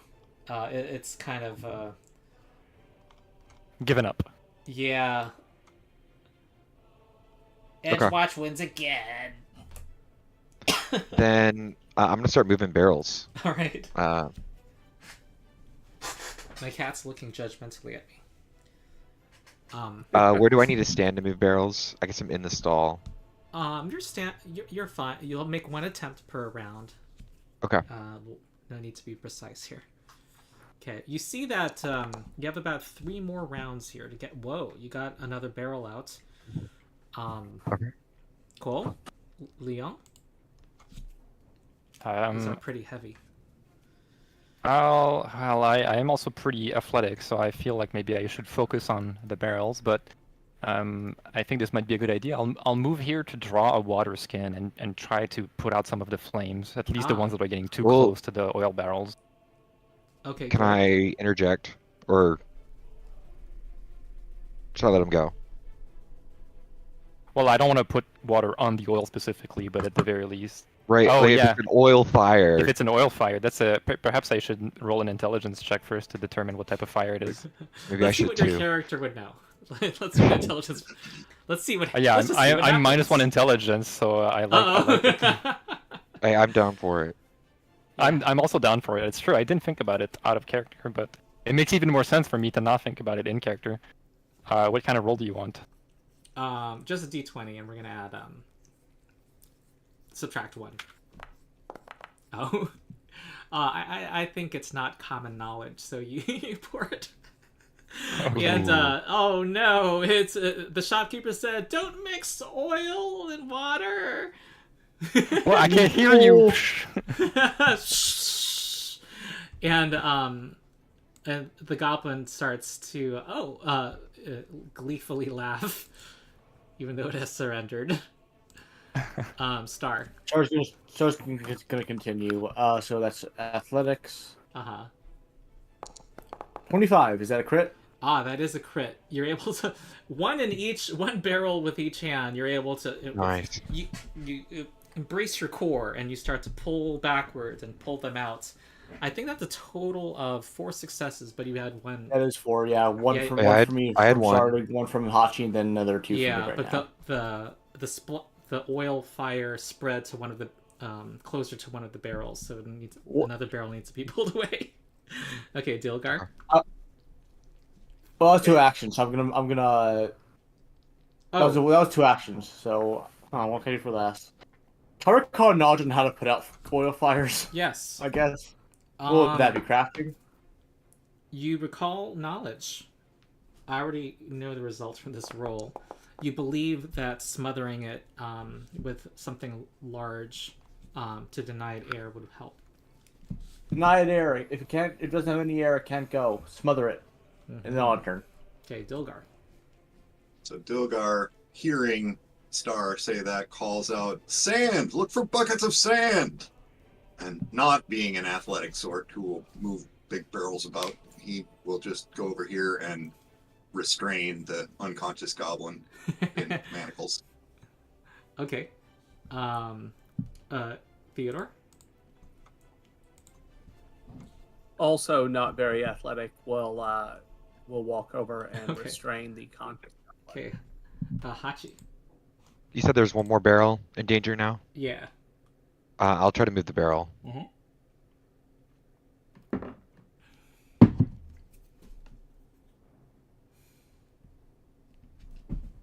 Uh-oh.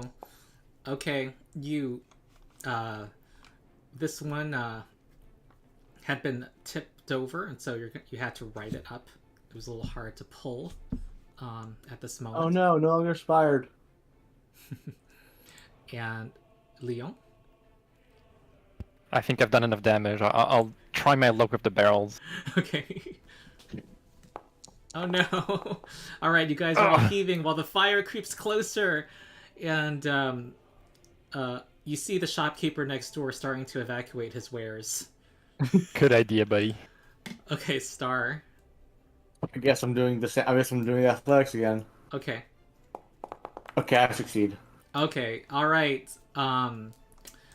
Yeah, there's a nearby, it's like fantasy chimichanga stall that's nearby, and the person there is like, applauding for you, in particular Star. Something about Star's background is, it's an appropriate name because you kind of were an exemplary guard in your unit, and he kind of showed himself there. But yeah. She. Is she humble? How does she respond to this? She's pretty humble. She kind of like nods. Mm-hmm. Thank you. All right. All right. The goblins say, I thought I was going to make a lot of money today. Well, perhaps you should have focused on selling your wares rather than throwing hot oil at your friend. And bombs. What's the Like, food like not in even- jail? The other goblin Not says, great. "It sucks!" If you'd been more careful, if you hadn't been more careful, or if we hadn't been there, your shop, everything fried would have also been fried. This whole entire part would be a crater. Palmo Would have been says, fried. It would have been a crater. Grunka was trying to steal my sales! How dare she put her store right next to mine? And That's Grunka said, that's how I reserved this space. Yeah, they have proof continue of- they've devolved into arguing with each other in Goblin. Well, I don't think we'll get either of their statements down. We should separate them I before think we that's get how our capitalism statements. works, but yeah, I agree. I think it's how Yeah. capitalism works, though. But yeah, Separate them before this picture starts to become true. Yeah. We Yes. should separate. Yeah. All I'll right. move with Palermo or Pelmo. Pelmo. Yeah. Pelmo. Okay. Well, the nearby have chimichangas for all for you to eat, and they thank you profusely. The nearby guards, as one of them takes a tarp and they cooperate to try to put it out. That was a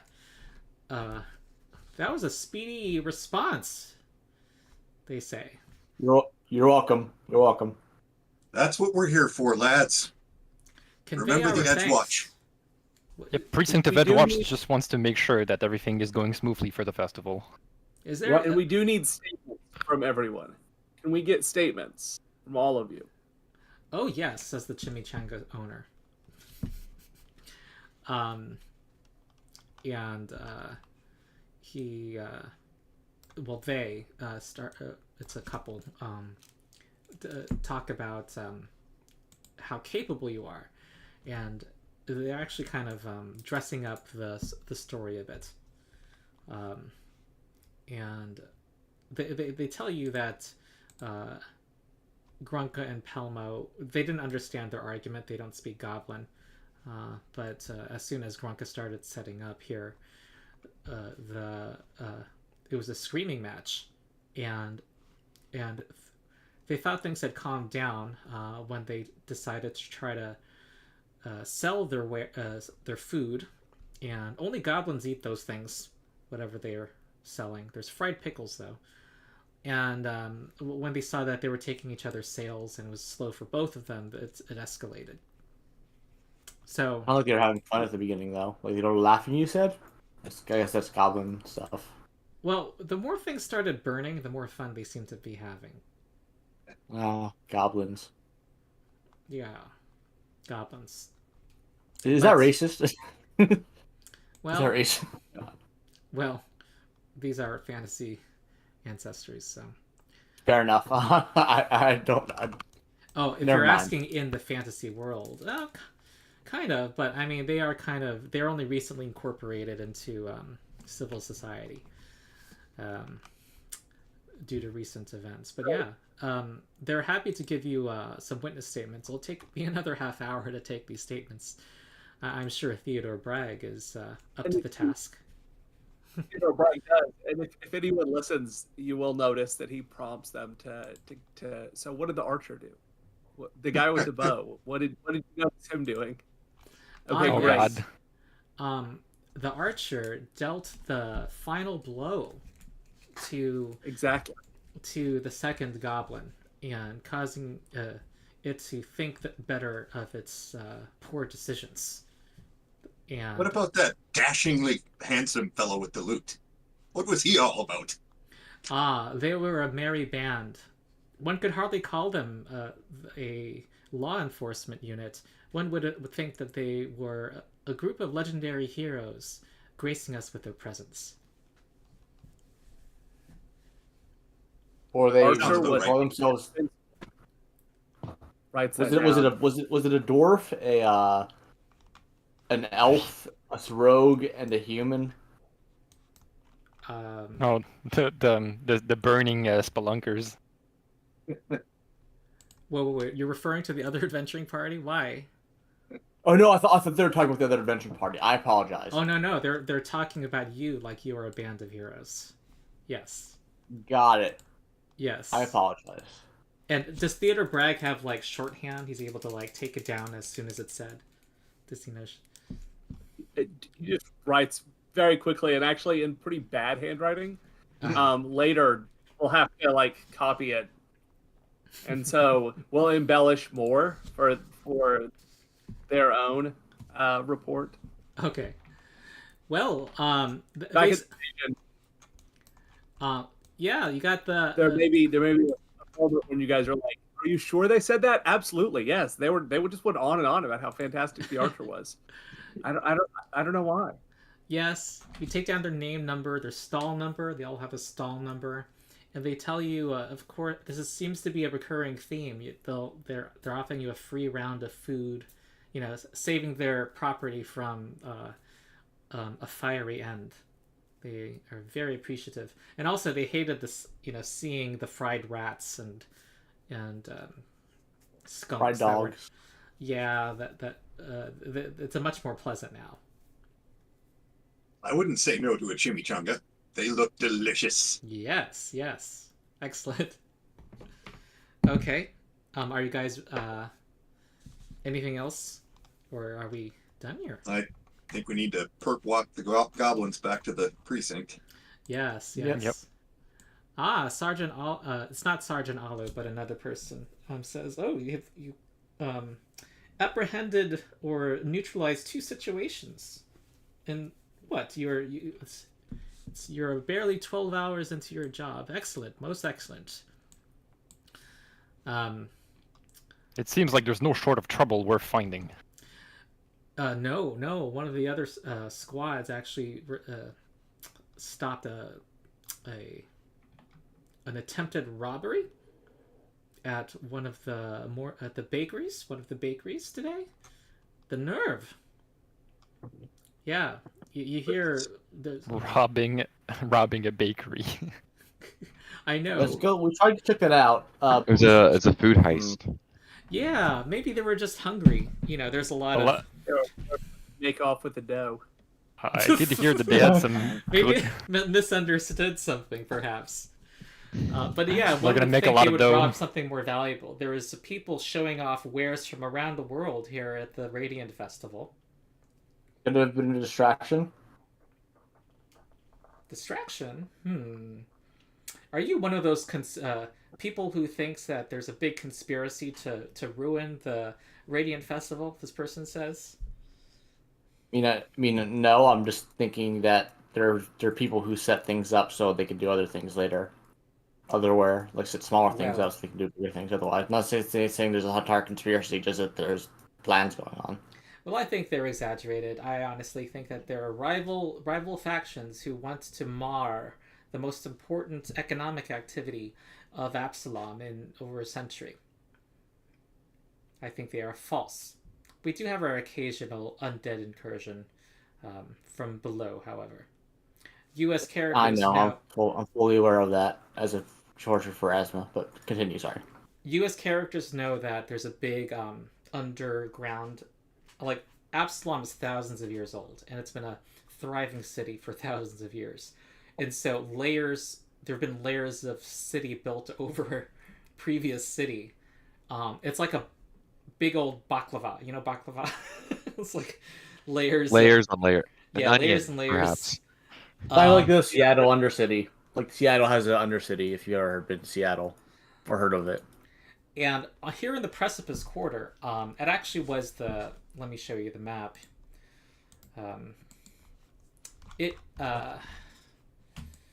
This whole place had to be reconstructed and re-engineered because it used to be one of the highest priced places to live because it was called the Precipice Quarter. Is that what it's still called? It's called the. It is still called that. Yeah, I think. Okay. Because of the views of the sunsets that you would get here, but it's just started to collapse into the sea, and the whole place became more of a ghost town. Literally, in some cases. Yeah, and they had to reconstruct the place, and also to stabilize it, they had to dig underneath it. You know, think of clearing out a root canal, and refill areas. But yeah, there would be that was one of the damaging rumors that went out, that the zombies would rise from beneath. There actually were some reports going out of small groups of undead rising up from the ground that construction crews had uncovered. But it was just like, anyway, it's a typical thing in the city of Absalom overall, nothing to be alarmed by. But that's the biggest worry, that and pickpockets and other petty crimes, property crimes. All right, so they'll make sure to put in these reports and make sure you get compensated. But yeah, thank you. They say feel free to have your lunch break and report back at 1. I'd be sure to add to my report the heroics of Theodore stepping into the line of fire to patch me up, mid line of fire. But I wouldn't tell it to Theodore himself. All right, Theodore, give me some kind of skill check. It might influence your compensation, the group's compensation, like performance maybe. Oh, I was thinking legal lore, but that could work too. You can like make sure you have, so that the person who reads the report doesn't have to look up the codes. You can like cite all the codes and do their work for them. right. Oh, okay. Well, I will hear at 0 point. More money. All right. They look at Yeah, the, there we go. If you- Well, they look at the ledger and say, well, this expect some amount that's going to be between 15 and 20 gold. But you know, still, that's not nothing. Yeah, more coffee. Yes. You're already working in a profit here. Yeah. Yep, you just if you stay up all night with coffee. Oh, should I roll another fort save to see if I get stupefied? Yes, we're now into the third unit of time. No whammies. All right. Still going strong. Okay, you can voluntarily go up a stage if you want to, if you succeed. I'd rather not be stupefied. Okay, was that Saren failing? Yes. So what does that take you to? Stage 3. Oh, what is It's that? just normal fatigued. Oh, It's just- you're no longer stupefied? It's actually an improvement? Yeah, because it Right. wears off. Oh, and there's no duration, is there? That's interesting. 8, wasn't that 8 hours? Wasn't that the duration? I suppose Uh, that... No, The that- stupefied is a 1 hour duration. Well, 2 hours with Ronald. No, I meant the coffee poison or whatever. I think that's if your stages still have durations. Otherwise, stage 3 sounds like it's permanent, and then you're stuck there. I see. It says can't recover from One- fatigued 1 day. Yeah, 1 day. Oh, So And stage there- 3 duration is 1 day. and there's no duration to it, is there? I think it's the 1 day. Okay. So you're fatigued for 1 day now? Can't recover right. from fatigue. I can't recover. for a bit. Oh. That means you need more coffee. Exactly. I think Hachi's learned his lesson. I honestly think we don't need addiction rolls because ours has its own addiction mechanic. Yeah, it's fine. Okay. So, okay. All right. You are now walking in this next round. Do whatever you need to do to track your coffee effects. And let's see here.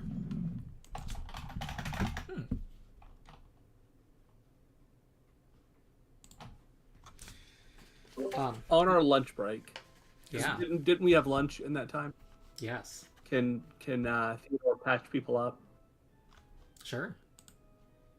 I'm only missing 1 hit point, but sure. Yeah, same. All right. Hopefully you don't accidentally slash somebody. All right. Declare who you want to treat, and then do the roll. Oh, and also, when you click your token, in the buttons that appear on top, under Utility, there is a Treat Wounds macro, which it does all yeah. the rolls you need. So that'll And be. you can also put it on your hotkey bar if you control space it.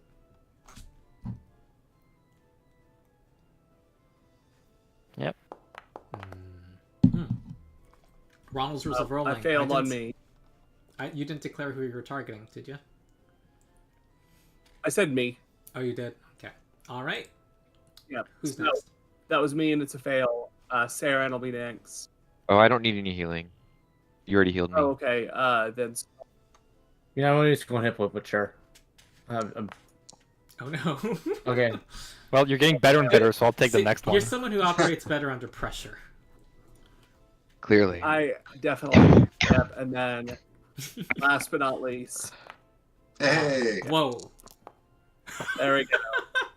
Nice, max healing. For the one. For the 1. Yeah. Excellent. Thank you. So at least we started off with 1 person healed. Yes. Who knows? That could make all the difference. We'll see. Could make all the difference. All right. After So we're going next. Where are we dropping, boys? Every Or plus you 1 want that? matters, right? Yes. All right. You have your Every rounds. plus 1 HP. Yeah. Every hit point matters. You have your does. circuitous route that you had been that was drawn for you. Other squads deal with other parts, have other routes. A lot of them cross and intersect each other. which is maybe not the most efficient way to go about it, but there you go. You are walking past a big oval-shaped track, which nothing was going on before. But now you see the walking castle of Kalesh walking around the track. And there's a crowd of fairgoers standing, watching in awe around the guard ropes. It's a stone castle, complete with battlements and domed towers, walking the track, and there are dozens of thick mechanical legs supporting its bulk, and there are nobles in fine dresses and coats waving from atop its walls. Suddenly, a commotion erupts from the crowd. Thief! Stop her! A woman is racing out, holding a dagger and belt pouch. And behind her, there's a red-faced man who's the source of the yelling. And this woman is running almost directly into your direction. Like a Can I chase. hold out a leg? Trip her?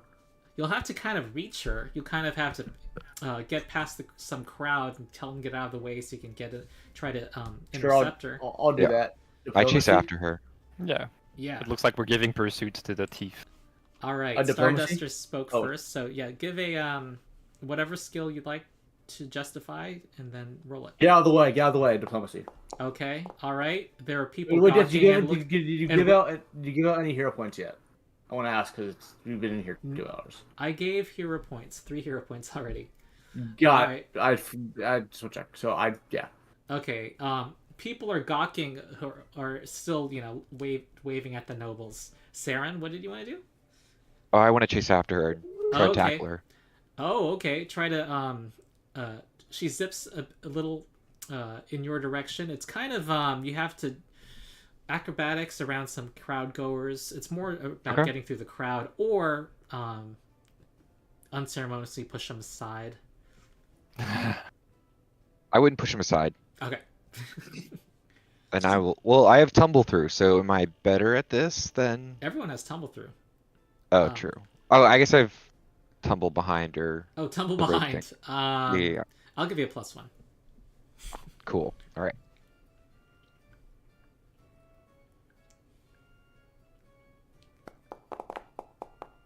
Ooh, okay. Nice.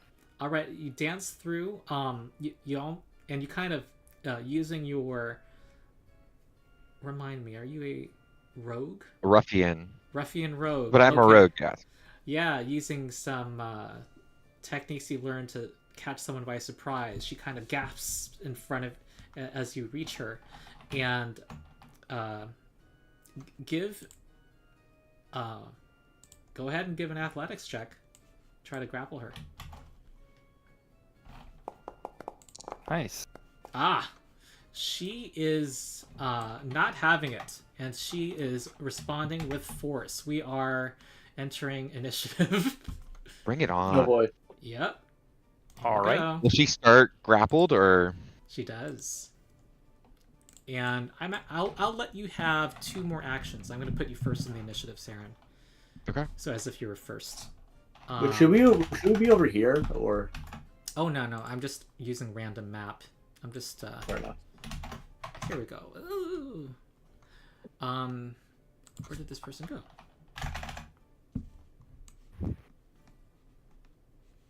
Okay. Oh, this is weird. Massive bandit. I know, right? She's huge. I don't like what's happening with the grid over here. It's annoying me. It's like Off by the a few grid, pixels. more than that. Oh, It's, yeah, it's yeah. like it's Yeah. this map is Offset. not perfectly square, so it's like I wish there were a way to slightly stretch it. Oh. Stretch a map, That looks like it did it. Sort of. kind of, yeah. And I'm trying to remember. You're Hachi, right? Took me a Yes. while to learn everyone's names and real life names and Discord names. So I think we are like this. Here we go.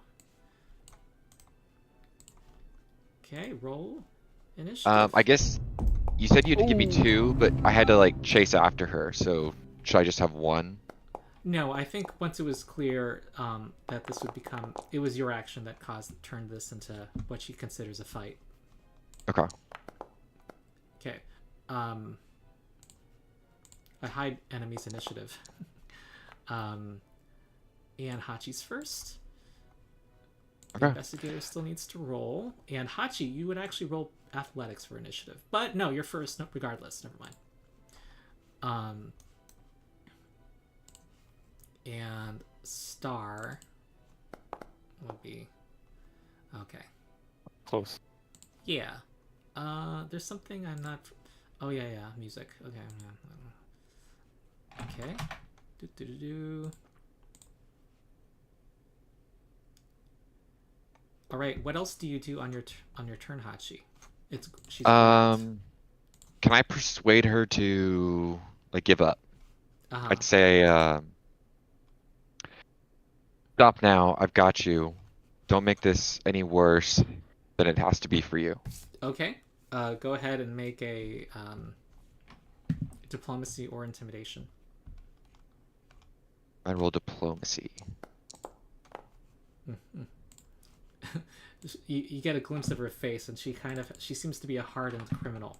She kind of seems very confident in her abilities, and you see her about to do something with her dagger. Okay. You have one more action.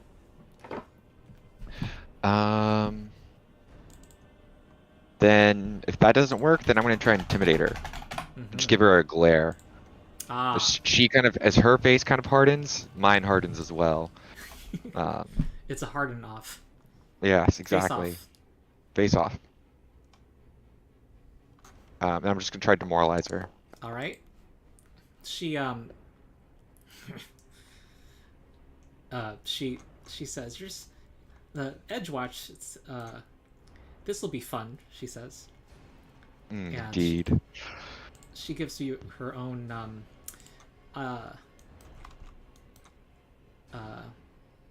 which precinct did you come from? I came from the Harbor District.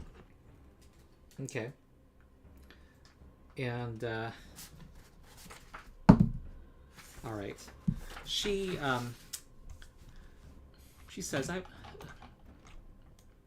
dealt with guards before. You're much less than what I've already faced. So she's gonna try to intimidate you. Oh, that'll work. That's gonna be you're gonna be frightened one. Let me apply it, and then she's going to try to just stab you.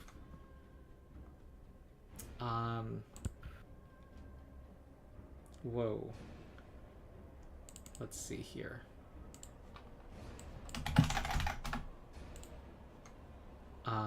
Yeah, this will be a very... Let's see if she hits you. Oh! Oh my god. Oh, that Uh-oh. coffee. No. That coffee is Well, you're also frightened. It didn't stack, actually. But, yeah. okay. you all see Hachi suddenly... as there's now a dagger sticking out of his side. Well, straight in the stomach, right, possibly hitting his kidney. This is more than a dagger. It's actually an adjusted stat block, so you're going to be surprised by the damage. Oh no. I'm gonna use Orc Ferocity. Hold on. Oh. She had also... Wait, Dreadstalker. Sneak attack? Oh, yeah, you were flat-footed to her because she has Striker. Oh, but it doesn't Sneak attack matter. as well. Okay, that's a crit hit. 22, you're going to use Orc Ferocity. Oh. Clutch. All right. And she's going to try to escape now. I get what I need. Okay, this subtract 5 from this unarmed strike, from this attack roll, subtract 5, and we're going to compare it to your athletics DC. 10. She doesn't get out. But because Hachi is Orc Ferocity, he still maintains a hold on her. I look over my shoulder like, a little help, please. I'm gonna say, great job, Hachi. Don't worry, I've got her, and I'm gonna menacing approach all my way to her face.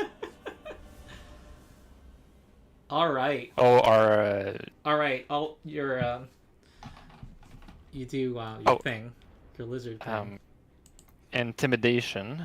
Mm-hmm. Is she a high-ranking criminal or a? Yeah, no. Not high ranking. No, you have yet to see. Hey, them in that's this campaign. pretty good. Oh, that pretty is good. really good. And And with What is threatening approach, normal success is frightened 2. excellent. She says, she looks genuinely surprised by what's just happened, despite her previous demeanor, and despite the fact that her dagger is in Hachi. Yeah, She's, stuck inside of Hachi. Yeah. What else? With Which one I action take left, she's already grappled by you. That's fine. Mm-hmm. I don't think I necessarily want to knock her prone. I think I will just use a snagging strike with one action. Okay. This way, if she escapes, she might still be flat-footed until she leaves my reach, and that will trigger an AO. More likely than not. That hits, thanks yeah. to all these debuffs. She's effectively at -4. Yeah, sounds about right. Oh, not the best damage, but a it's okay. grazing blow. Every 1 damage matters. That's all for me. Yes. Though very strong damage. You are a strong boy. Okay, Dilgar. Dilgar will stride twice.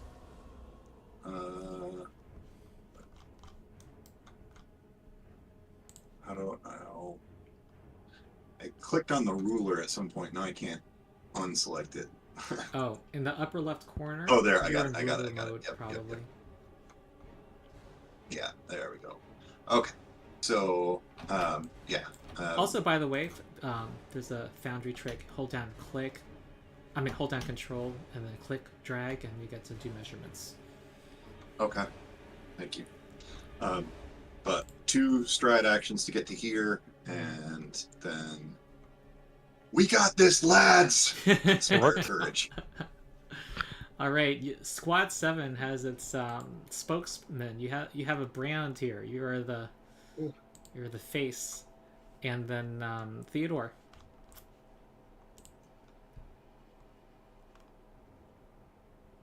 Oh shit, I didn't do that. Ignore that. Okay, let's try to get you some healing. Mm-hmm. You have already used battle medicine on Hachi. I can use it once an hour. Oh, that is correct. You are the forensic investigator. I'm a forensic expert. Yeah. And I can also ignore that once per day. What? That too? How? From what? Forensic expert. Really? Oh, I'm gonna look it up. Go ahead. I mean, double check me, because that may be a medic thing. That may be spelling it next I level. think but it is a I'm medic pretty thing. sure you can. I think that is a medic. That's a medic. That's the medic thing. Or at least the level 2. Yeah. I'm rules lawyering the rules lawyer, so ignore me. Oh, alas. Not That's consistent. a fail, though. That consistency you need to work on. I know. Character. The consistency on level, so that's Yeah. my 3 actions, though. The Star. dagger was in the way. It's you gotta get it out first. Daggers in the way. Two actions to get here. She continues to like wrench it around to try to do more damage. 2 actions to get here, and then I'm gonna stab her. Non-lethally. Okay. Non-lethal stab. Yeah. I don't have any hero points. I got out of the hero point. And turn, I guess. Nope, that's a miss. Okay. She's seeing that she's surrounded. I feel like no, it's Hachi's turn. Does you give up now? You're in a match with all of us. Bleeding. Ugh. You're in a match. I say with a quivering lip as I'm still demoralized or frightened.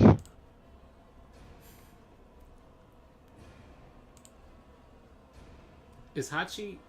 Sorry. Is he with us? Sarah? Sorry, can you hear me? Yeah, I can hear you. Okay, now. Yeah, I just asked her to surrender, I guess. You can't take us all on. Mm-hmm. You could, though she did seem pretty, Like you'd have I'll to. give you one chance to change your mind. You'd have to do really well. Okay.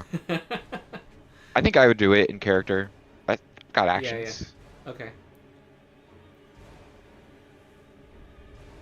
Go ahead. All right. She kind of twists the knife a little and says, "Looks like you're the one who needs to be looks like I'm the one making demands here." All right, now I swing at her with my warhammer or my lay hammer. All right. She is flat-footed because she is flanked Mm-hmm. And grappled. Yeah. and grappled. You're And like she was twistering super her. scared. You got all these limbs on her. Double flat-footed. Okay, that's a hit. Good old-fashioned violence. Sorry, I didn't have her targeted. Oh, that is a hit though because of Oliver. That is 8. A non-lethal, metallic hammer damage. We always make fun of non-lethal fireballs and stuff in my groups. Yeah. Non-lethal hammer. It's fine. Yeah. And then Non-lethal I'm gonna poison. maintain the grapple with my last action, right? Yes, with multiple attack. Okay. penalty. You can try and shove her down to the ground, can't you? Do a trip, and then you're holding her on the ground. Yeah, but trip is against reflex, and she Okay. looks dexterous, so I think And I got- maintaining the grab grapple would is better. expire if he doesn't grapple Ah. this turn. Got it. Okay. Also, another important thing: if he had tried to grapple first and failed, that would have ended the grab immediately. Ooh. Okay, that is. Well, she's with also multiple kind of attack frightened. penalty. That's a 9, and she, from the effort you expended already, you didn't quite grab a hold of her. Okay. She's next. Your frightened ticks down, and she is no longer grabbed, and She's still flat-footed from snagging strike until she leaves my immediate reach. And also because she's flanked. That depends. That's not to him though, but to you and that's I, fair, yes. yeah. all right.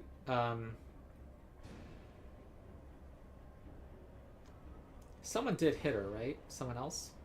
Yeah, I did. Yeah, Who? Leon did. Oh, okay. She turns Leon to you, and Star, I think, right? Or Star missed. Star missed. All right.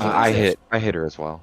Hachi, yeah. She Leon gives and you a Hachi. ferocious roar that's unexpected, even though you had just tried to cow her just a second ago, and like a taunt in your face, about to strike you. So it's it's surprising. So she's going to try to intimidate you. Nope. No. Then she's going to try to stab you with her dagger.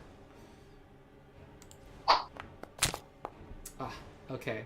She kind of doesn't want to be surrounded, so she's going to walk this way. I'm gonna take an Why? attack of opportunity on her if she's not stepping. All right. And she is flat-footed, so that's a hit. Hey, it's a hit. A little bit of damage. All right. She Yeah, she little bit. accelerates her pace. She is kind of changing her mind about taking you guys on now. Lyon. I don't have a limit per day to threatening approach, and now she's back to frightened 1. But I think I will delay Wait, until does it after. say you demoralize her?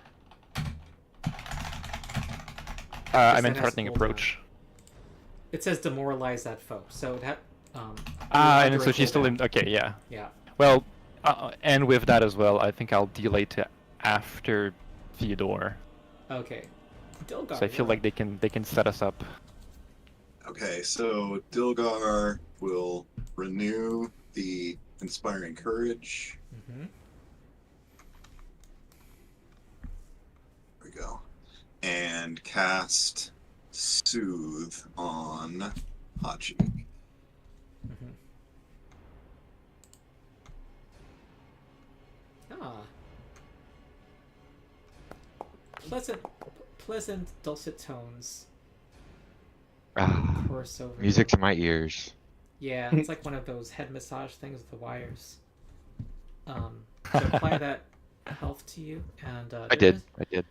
Um, Yeah, there is some also an effect against emotion effects, I think, too. Yeah, +2 status bonus to saves against mental effects. Cool. Okay. All right, Theodore. And I think that it applied it looks like it applied the effect to your token, so it should automatically do that on mental saves. I know. I think they have to drag it from the Sooth spell card. Yeah. Which thing am I dragging? The Spell spell effect effects. soothe. Oh, from the yeah. There we go. There it is. Theodore. Drawing. So drawing bow, shooting or devising a stratagem. Mm-hmm.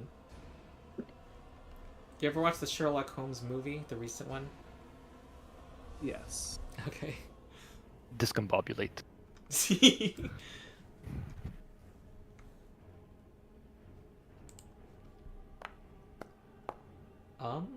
17. She's a slippery one. She's. Yep. And then I think I'm going to recall knowledge. Okay. I roll something, and do you have a specific question or area? Area. Yeah.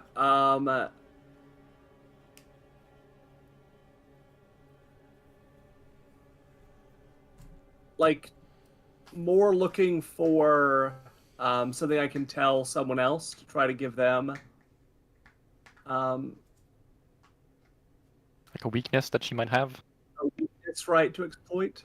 Okay, I would reinterpret that as the Ronald's 8 action. You're preparing a reaction. There actually this reminds me there is an what? That takes 2 actions. I only have 1 action left. No, preparing to aid is 1. Oh, preparing to aid is 1. Okay, I will prepare to aid. Yeah, you're mixing that up with ready, I think. I was. I now, for my house ruling video, I need to double check. I know there is an investigator ability to use clue in to help somebody make it. I'm going to look up. There is an investigator ability to use clue in, but I have to have known in advance that we were pursuing this one. Oh, okay. Do you know the name of that ability? For my future reference. Clue in. Oh, but no. No. Clue in by default lets you aid checks to investigate the subject of your lead, but not necessarily attack rolls. No, that's. Oh no. What's the name of the feat?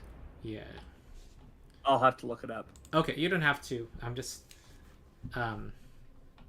If you know. Okay. I'll look it up and I'll have a sec. All right. You see what you hope to be a more vulnerable part of her. The way you study her gait and see that maybe like her one limb is a little slower than the other. Lyon, you're up. Okay.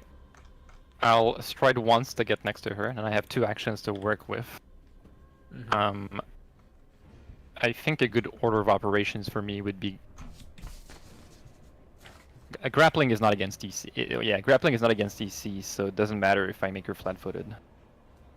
Right, it's against her fortitude. Damn. Okay. I'll straight up try to grapple her then for my first action. Hey, grappling is very good for law enforcement. Grappling is a good. Is that something that you would consider aiding for? Well, I kind of defined what he was trying to aid. Sure, I'll allow it for now. Okay. So do they roll first, or do I? The aider. So Theodore, you want to do a? I'll say a perception check, or medicine, one of those. Oh. That is a +2 that you're gonna get, Leon.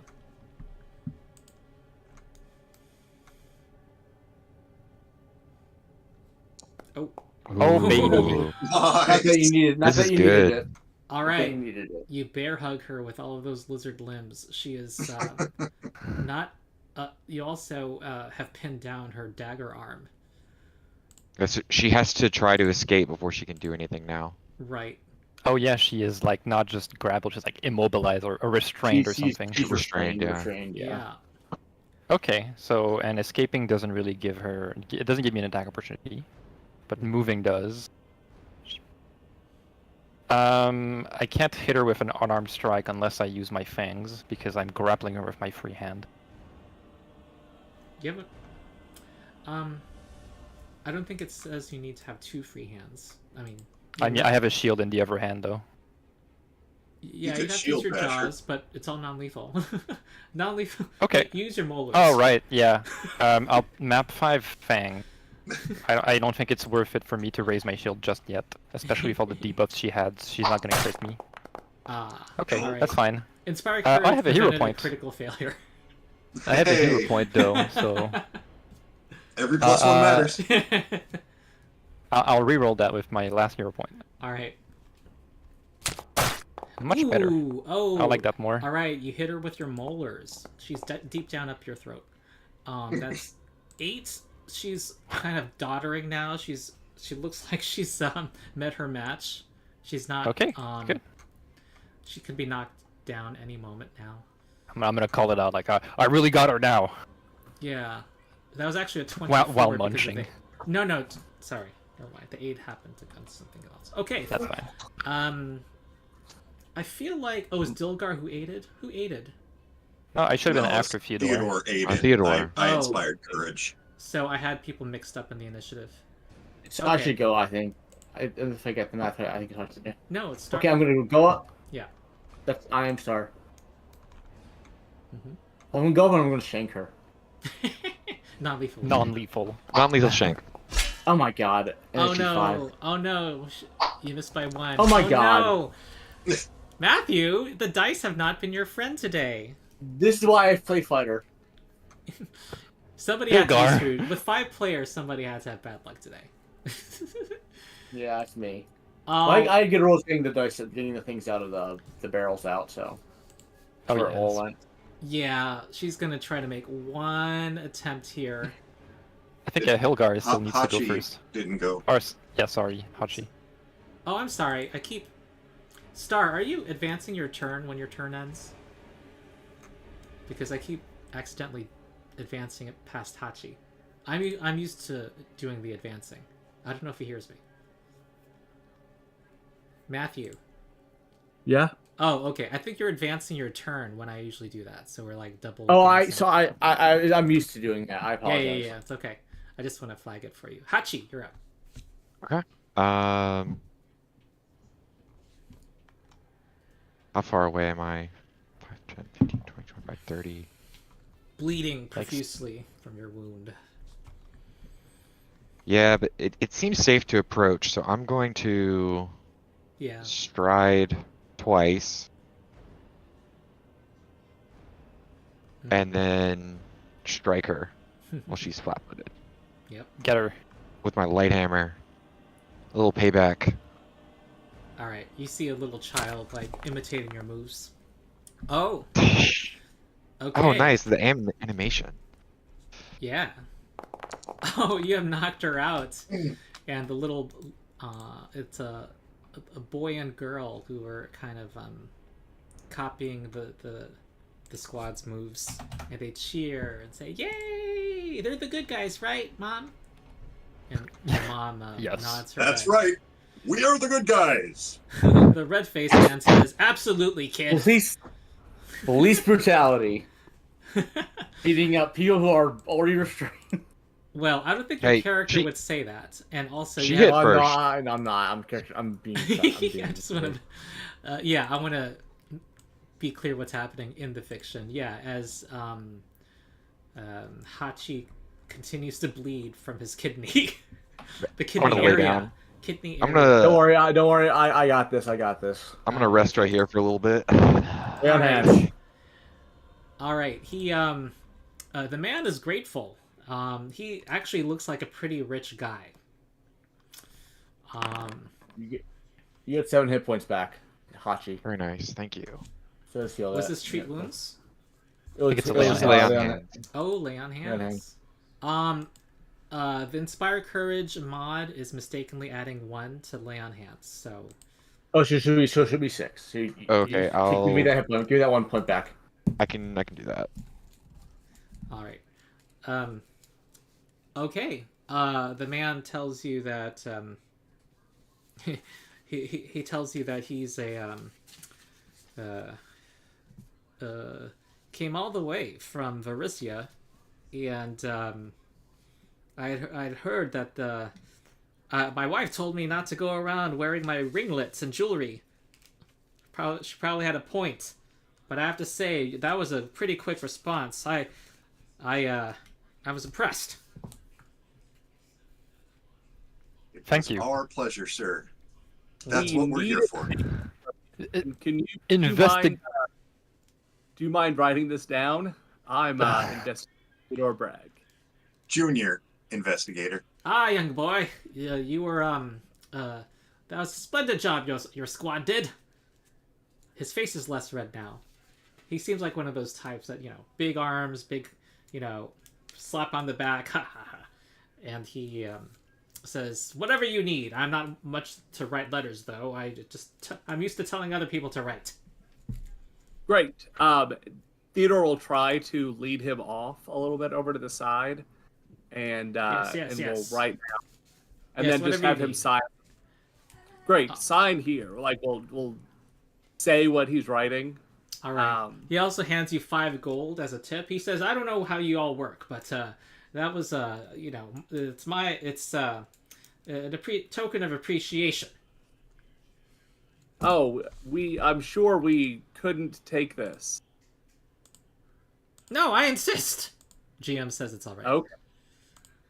Yeah. I had to say no. Okay. At least the Star first also time. put handcuffs on. Star put handcuffs on the unconscious. It's like a tip. victim. I don't want this coming out of my taxable income though. Yeah. That's form 49. And he also says, he sees your writing stuff down. He says, I imagine he had an impulse to report that he's giving you 5 gold. I don't know. But he kind of stays your hand and says, "This is my pleasure." Tell Just them. pocket it before anyone can see it. He has a big belly. He's wearing some strange blue and pink stripes. His name is Fred Lindgren. Is my name. Well, Mr. Lingram, I'm glad we were able to stop this crime from happening, and I do apologize for the inconvenience you've suffered in our fair city. No, I'll make sure to put in some good words. I'll make sure that it was worth your while. Yes. I'm going to put 5 gold into your party pool. Well, we thank you very much, sir. Yes, my And pleasure. then once Theodore finishes his witness statement that makes it sound like Theodore did slightly better than he did, he will have Fred sign it. Mr. Excellent. Lingram. Yes. He reads it and has a very ostentatious signature. And he's and puts hard dots on the eyes. All right, good show. This is a anyway. Have a good day. Thank you for doing your good work. We need a wall against all the criminals that have been coming about. There's seems to be a little. This is a kind of an eventful first day, wouldn't you say? I saw another pickpocket happen today. Really? Yes. Would you like to report that? Oh, there was another squad that was doing that, but hopefully Okay. we can. This is sending them a message.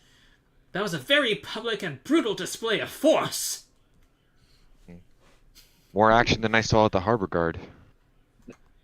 Yes, Harbor Guard. He doesn't seem to know what the Harbor Guard is, but yes, it seems like you have your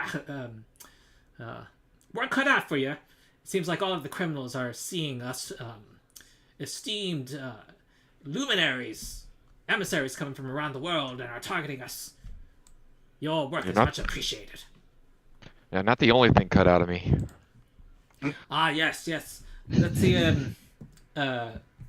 Make sure he points to you and talks to the investigator and says, make sure he gets a good sum and gets some something for that. Thank you for taking those for Mr. Lingham. Yes, sir. Yeah, another patch job, maybe later will do.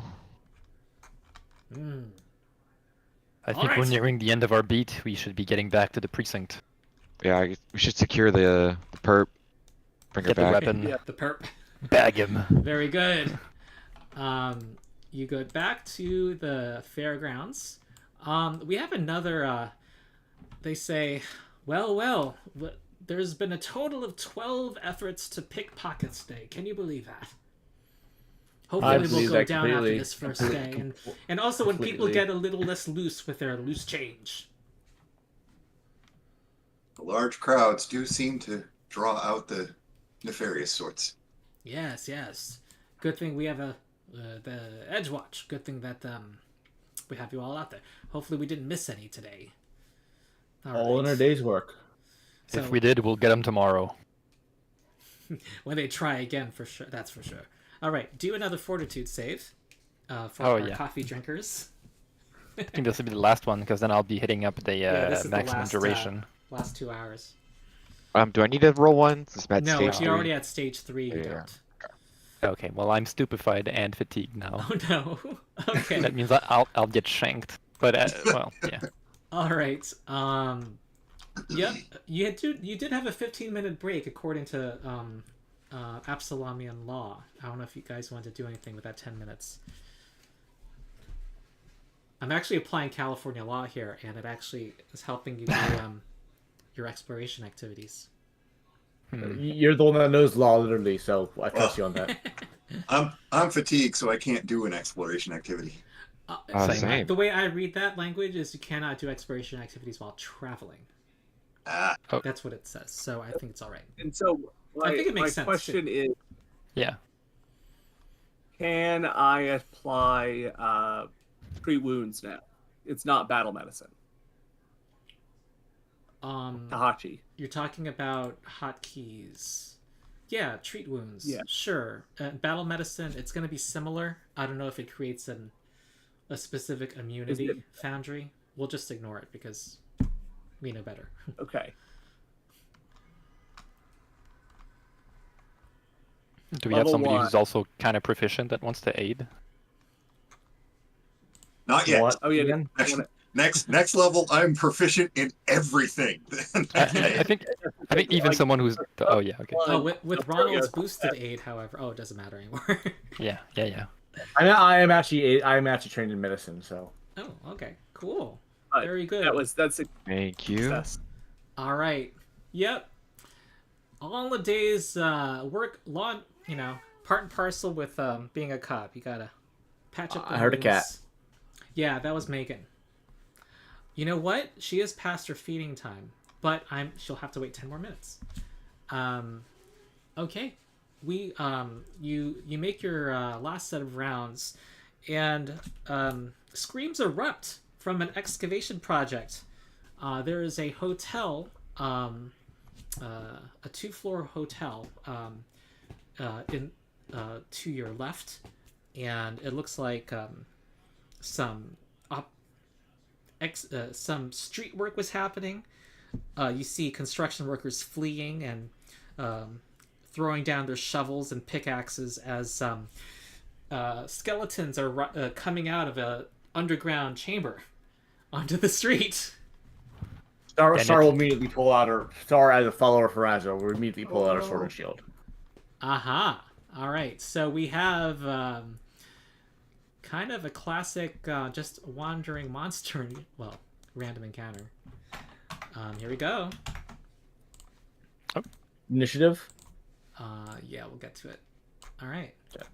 Oh, it's a new map. Oh Maybe God. we can diplomacy these things down. Against skeletons. Do we have a Redeemer champion in the group? Don't we? I am a Redeemer champion of Pharasma. This is my third 20. Have you I'm a Redeemer considered champion of nonviolent Pharasma. methods to the skeleton? All right, they are coming out. They're of not the ground. living, they can't die. They're not living, they don't have rights. All right, and let's see. I'm gonna mentally apply the scout bonus. No one use Foundry to give yourself a circumstance bonus from scout. I will do that. Okay, Dilgar, you get to go first, and that excavation area is represented by the pink. No, not Dilgar. Lyon. Well, I'm delaying until after Dilgar anyway. Okay, Dilgar, go. Okay. So the you said the pink is the excavation area. Yeah, it's difficult terrain. So it's difficult. Okay. All right. Well, I will. Let's see here. Well, you said it's control. So that guy's 50 feet. What do I got here? I got that. Okay. Okay. Well, I will cast. Well, I'll inspiring courage first. Mm-hmm. Once more into the breach, my friends. And I will move to here.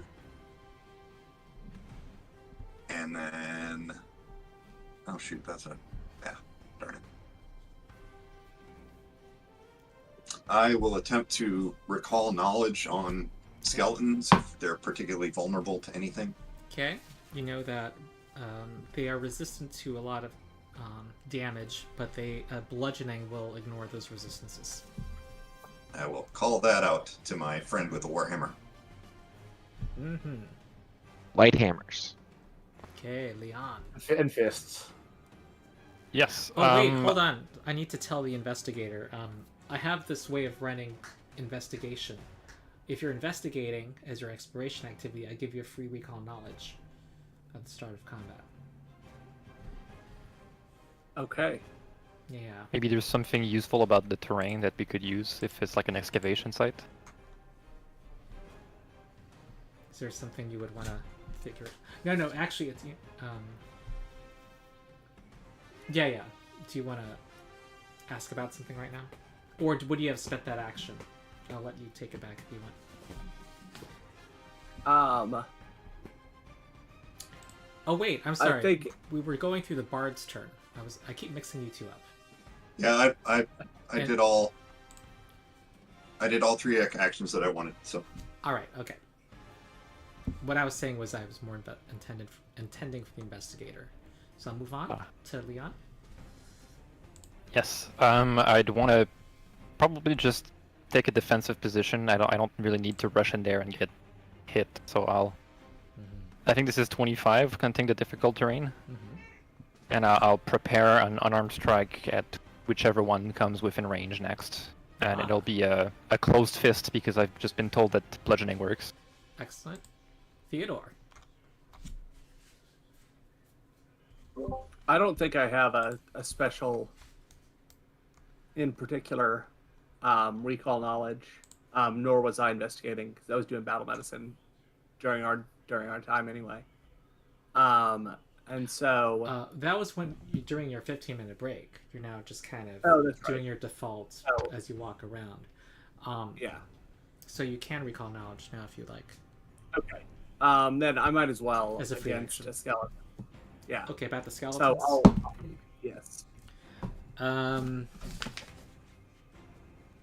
that's a lot of skills you got there. Yes, you know them to be pretty physically weak because of their lack of muscle mass, so susceptible to things that target their fortitude. Okay. We'll pass that on that they're physically weak, and so. I imagine I recharged my focus spell, right? My focus pool. Yeah. I imagine Okay, cool. And we'll just step up a hair. We'll I think literally step. No, I started here, so just we'll stride to there. Pull out my bow. And prepare to aid somebody's attack. By firing an arrow? By firing an arrow. Okay, gotcha. Okay. Dude. These guards are skeleton guards. You're guards versus guards. Okay. They're holding scimitars, and this one clambers forward with all of its actions. So that's like difficult terrain makes it so. Okay, 3 Yeah. actions. I'll hit him with an unarmed strike. Yeah, they're not that. Do we want the Right. aid to be for this strike? It's up to him. Sure. Okay. That's go fine. Aid first. Attack roll. That's Nice. Oh, geez. a +4, right? According to Ronald's rules of aiding, yes. Okay. That'd be 26. 26. That's a crit. That's what you needed. Boom. That you pile drive it into the ground. Though people know the game know that skeletons don't have a whole lot of hit points, so you just hit it in the skeletal solar plexus. One smelly smoked. Yeah. This is very. This is not lethal. This is just very lethal. Yeah. I Yeah. just put him back in the ground. Star shouts, skeletons don't have rights. All right. Oh god. They don't. Yeah. This is. I'm gonna give a hero point to Lyon. This whole, let them come to us strategy is very effective. Oh. Okay, Thank you. Star. I'm gonna... One action. I'm gonna just punch this one again. Let's just say my sword's sheath. I never sheath my sword. I assume your swords are not out when you. Well, you could have as you ran to the scene. That hits. So this is bludgeoning damage for 9. Oh, that's a destroyed skeleton. Jeez. And I'm gonna raise my shield. Last action. Uh huh. Enter. Okay. Oh, I pressed the enter button. Okay. Ooh, this one actually. Can it? No! Oh my god! Did you count the squares, Calvin? I eyeballed it honestly. Okay. Well, I didn't rule it. This actually does have enough distance to get to you. So here Okay, comes the scimitar. Take a swing. That's a hit. Ouch, Gets that kid had slashed that. by this undead abomination from Wait. beneath the Instant baklava. redemption. Uh-oh. 5 damage is reduced to 2. Or it becomes... Or It's- it either it's- can... It's does that have that doesn't have the mental trait, does it? Nope. But It is is still not. It's basically so not. it's still enfeebled. So- The power Okay, so I'll take of 2 damage. Yeah, you take 2 damage. Done. So that's a champion in action. The annoying this will be our last round. Annoying skeleton guard is going to run forward, get that champion. 1, 2, 3, 4, 5. Okay. With 1 swing. That is a Ooh. hit for 8 scimitar damage. I'll take that damage. Alright, Hachi. Knock him down. Are they flat-footed because they're on difficult terrain, or That would be Do I need- uneven terrain, but I never said it was uneven. okay? And I don't want to nerf them anymore. Okay, then I'll move to flank, and then I will hit the annoying skeleton Alright. with my light hammer. Oh, okay. That's convenient. That's a hit. Everyone's hitting. Alright, you got... Ooh. Oh, you got sneak attack damage. That's a ruffian sneak attack... burst Ooh. damage. Yeah, maybe. Nice. Okay. Do you wanna throw it? You're up, I- just throw it. Yeah, I guess I do. Cool. That's Thrown- 20. I'll this hold one the- is- It'll be a -2 and map. Yeah, that's and your not dex good. bonus, which is not very good. Which is not. I'm just gonna retreat a little bit, actually. Alright. I'll just move back.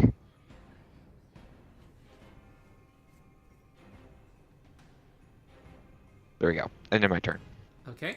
Foolish skeleton guard is going to go forward and swing at the lizard folk. All right, and Good, that good. misses. Okay, Yeah, cool. That wraps up our session. Do we meet again in 2 weeks? think so. Mhm. Okay. The 11th. For people Yeah, Yeah, I watching, think we're off on the 4th, so yeah. Right. 2 weeks. So July 11th we get back. okay, for people Nice. watching, we will be on the side channel. The link is in the video description to continue the campaign. And only this first session would be on the main channel. I want to ask everyone what you thought first, the people new to Pathfinder, relatively new. Any thoughts about the rules, Pathfinder, what you've seen today? This is kind of all you've experienced before. You all have some experience, right? Yeah. Like I said, I've played a few sessions, Yeah. but it's nice being in a group like this with everybody is more familiar with a lot of the stuff, because there were several times where one person or another would have a question, and then somebody else was immediately like, "Oh, that's this." Yeah. In our other group, anytime a question comes up, we're all like grabbing our books and flipping through them, and we're like, "Wait, there it is." So it's a lot nicer to have more knowledge. Yeah. Sure. Honestly, if there's one or two people who know the rules at the table, Pathfinder runs pretty quickly at the lower levels. Okay. Even as the GM, I feel like it runs really fast. The whole, I guess, the way it's set up with like the 3 actions, your turn is done. There's no like additional hidden actions or Did you like do a free bonus actions. action? Yeah. Did you want to move farther? Right. Cool. All right. Any thoughts you had about the session, how it went? Hey, Craig Griffiths in chat, our almost EDGEWATCH member. He just posted. Oh, hi, Craig. Yeah. Hey, Craig. We had another champion, Gnoll champion, purely by coincidence. Yeah. I think the Craigs. session went. Yeah, there were supposed to be 2 Craigs. Yeah. Oh, Craig Griffith commented earlier. I see. Oh yeah, so I think this session went really smoothly. The speed at which we were able to run this was mentioned by the others, and I think the fact that for a 3-hour session we did like a short introduction and ran almost 4 encounters is a testament to that. Yeah. I was surprised by like the variety of styles of encounters we've had thus far.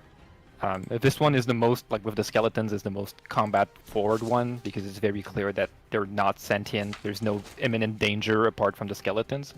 Right. But the others were pretty funny. The first one about the tavern, classic trope that gets twisted on its head, flipped on its head. Yeah. And the other 2 encounter were interesting to try to deal as least violently as possible.